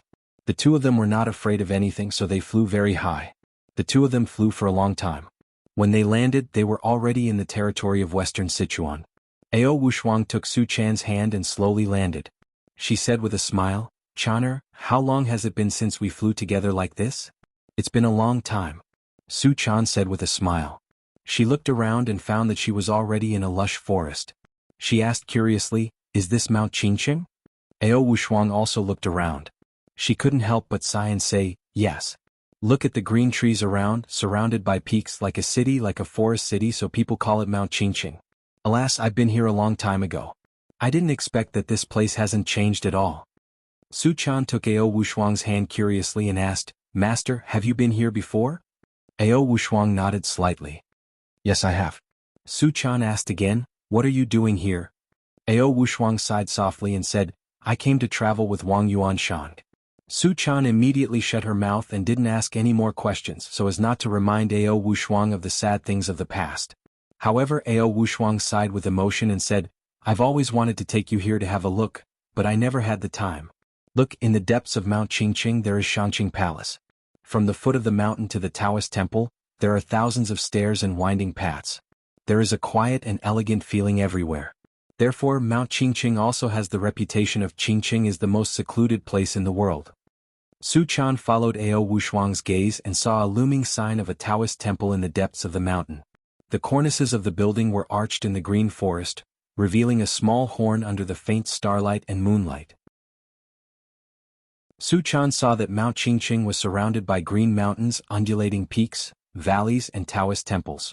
At first glance, although it was not as majestic as Mount Longhu, it made people feel especially peaceful and empty in such an environment. The little girl took a deep breath and couldn't help sighing. What a good place. No wonder it is as famous as the dangerous Sword Gate, the beautiful Amei, and the magnificent Kue Gate. Cultivating in such a place is really half the effort and twice the result. It would be great if our Fox Zen school could have such a good place for cultivation. Ao Wushuang also sighed and said, stop dreaming. For thousands of years, the first thing the ancestors of every sect in the cultivation world had to do before establishing a sect was to occupy a mountain and become the king. After so many years, the treasured land of Mount Lingshan has long been robbed. It's not easy for us to have Mount Tianlong, but now we can't live there anymore. Alas, our Fox Zen school has suffered too many disasters. Su-chan also sighed with Ao Wushuang with a sad face, but she was optimistic and cheerful by nature. Soon, she took Ao Wushuang's arm and said with a smile, don't worry, Yundong said that he would get Mount Tianlong back. Ao Wushuang chuckled and said, I don't doubt his ability, but I doubt whether you have the ability to keep an eye on him. Su-chan suddenly pouted and felt unhappy in her heart. But soon, she anxiously pulled Ao Wushuang's arm and urged, so master, you have to teach me the dual cultivation method as soon as possible. Otherwise, if I really become a burden, Yundong won't want me anymore. Ao Wushuang had experienced the vicissitudes of life and had seen the world of mortals. She knew very well that Li Yundong's character and temper were the same as Wang Yuanshan's. They were both affectionate and righteous, but Wang Yuanshan was more elegant and never lost his temper. From Su-chan's description, Ao Wushuang knew that Li Yundong was a temperamental person. He was usually gentle and elegant, but once someone touched his reverse scale, he would become furious. Ao Wushuang's heart was as clear as a mirror, and she was also confident that her eyes would not be wrong. A person like Li Yundong would never despise Su Chan because her cultivation could not keep up. However, Ao Wushuang was very happy to see Su Chan force herself to cultivate and improve her strength because of this unnecessary sense of crisis. Therefore, Ao Wushuang knew it very well, but she deliberately didn't point it out. Instead, she said with a smile, "Now you know how to be anxious? Don't worry, don't worry. Let me think, where would the Qingqing secret record be hidden?" When Su Chan heard this, her anxious heart suddenly cooled down. She said in surprise, "Ah? You don't know where the Qingqing secret record is hidden? Then what are we doing here? Searching the mountain." Ao Wushuang thought for a moment and said, "Is it hidden in Jianfu Palace? Or is it hidden in the Supreme Lord Pavilion? Could it be hidden in the Yuanming Palace? No, such an important thing should be hidden in the Shanqing Palace. Hey, could it be in the Taoist Master Cave?" Su Chan's eyes widened when she heard this, and she couldn't help but say in her heart, "Oh my God, I thought I was quite unreliable, but I didn't expect. Master is even more unreliable than me."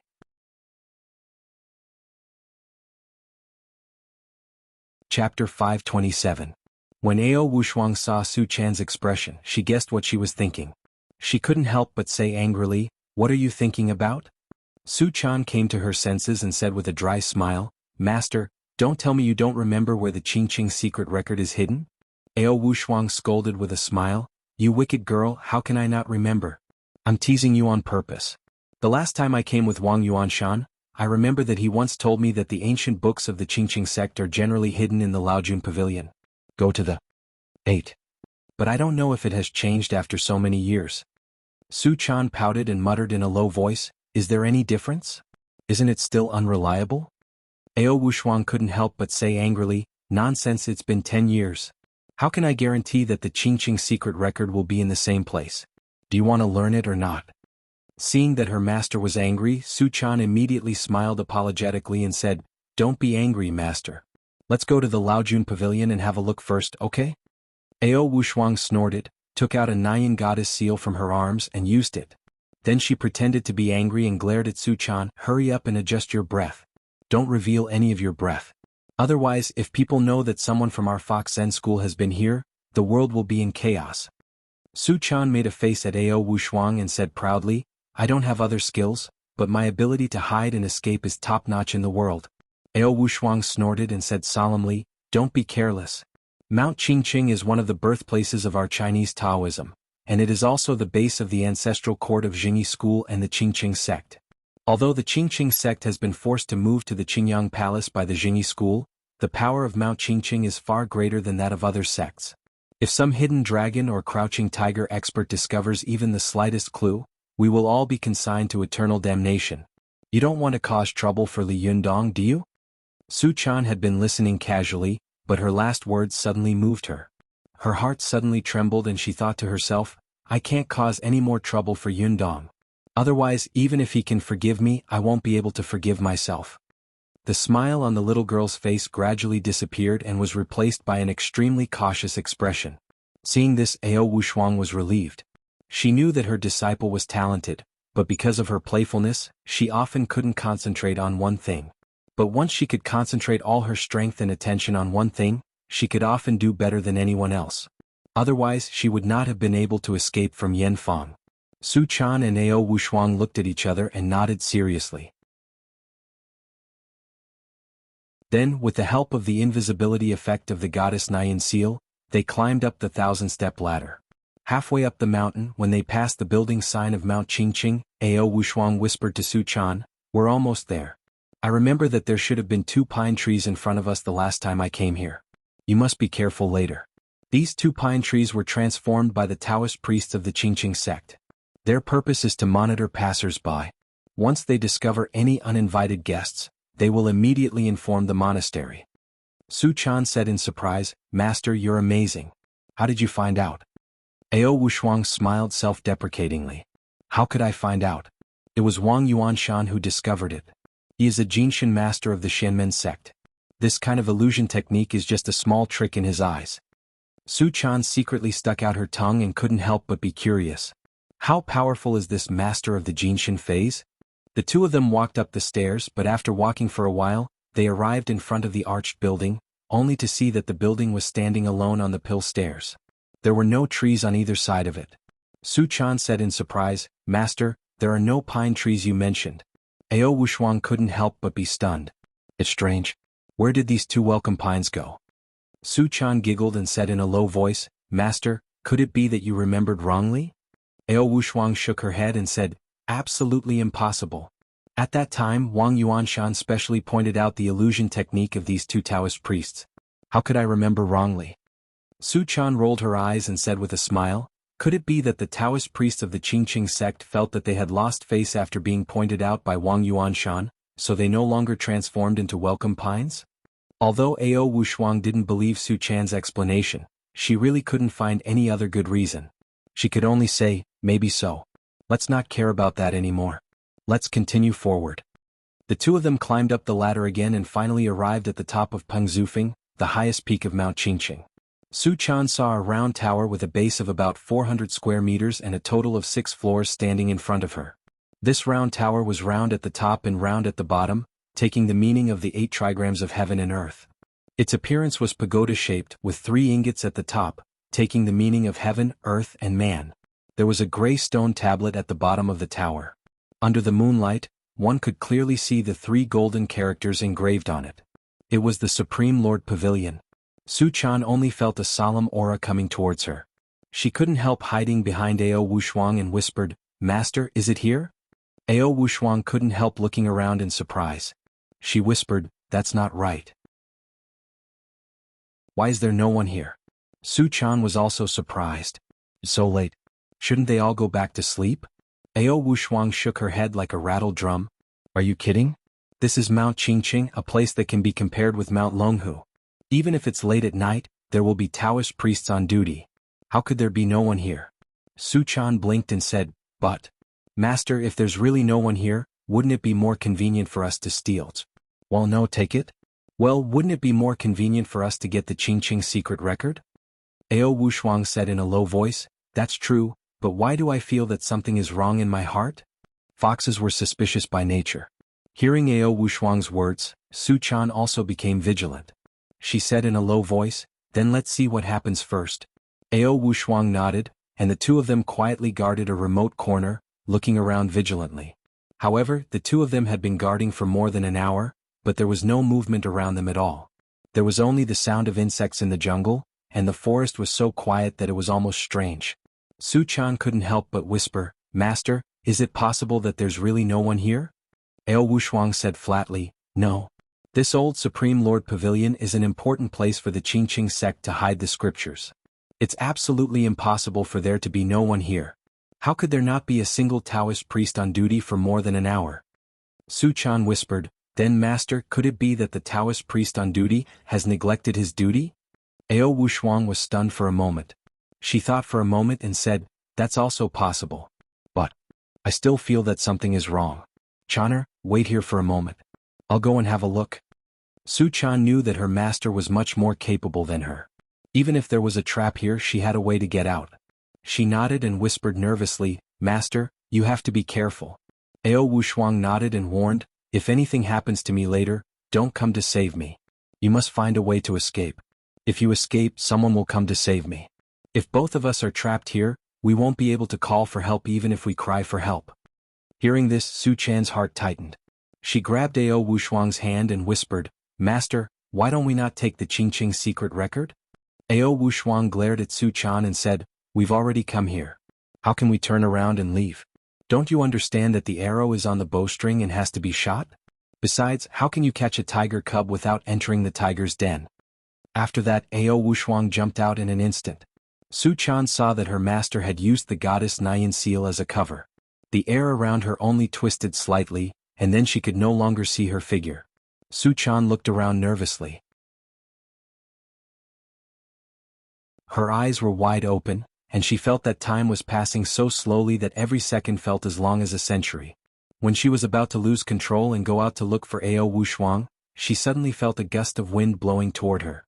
Su Chan was shocked and was about to be on guard when she saw Ao Wushuang appear beside her.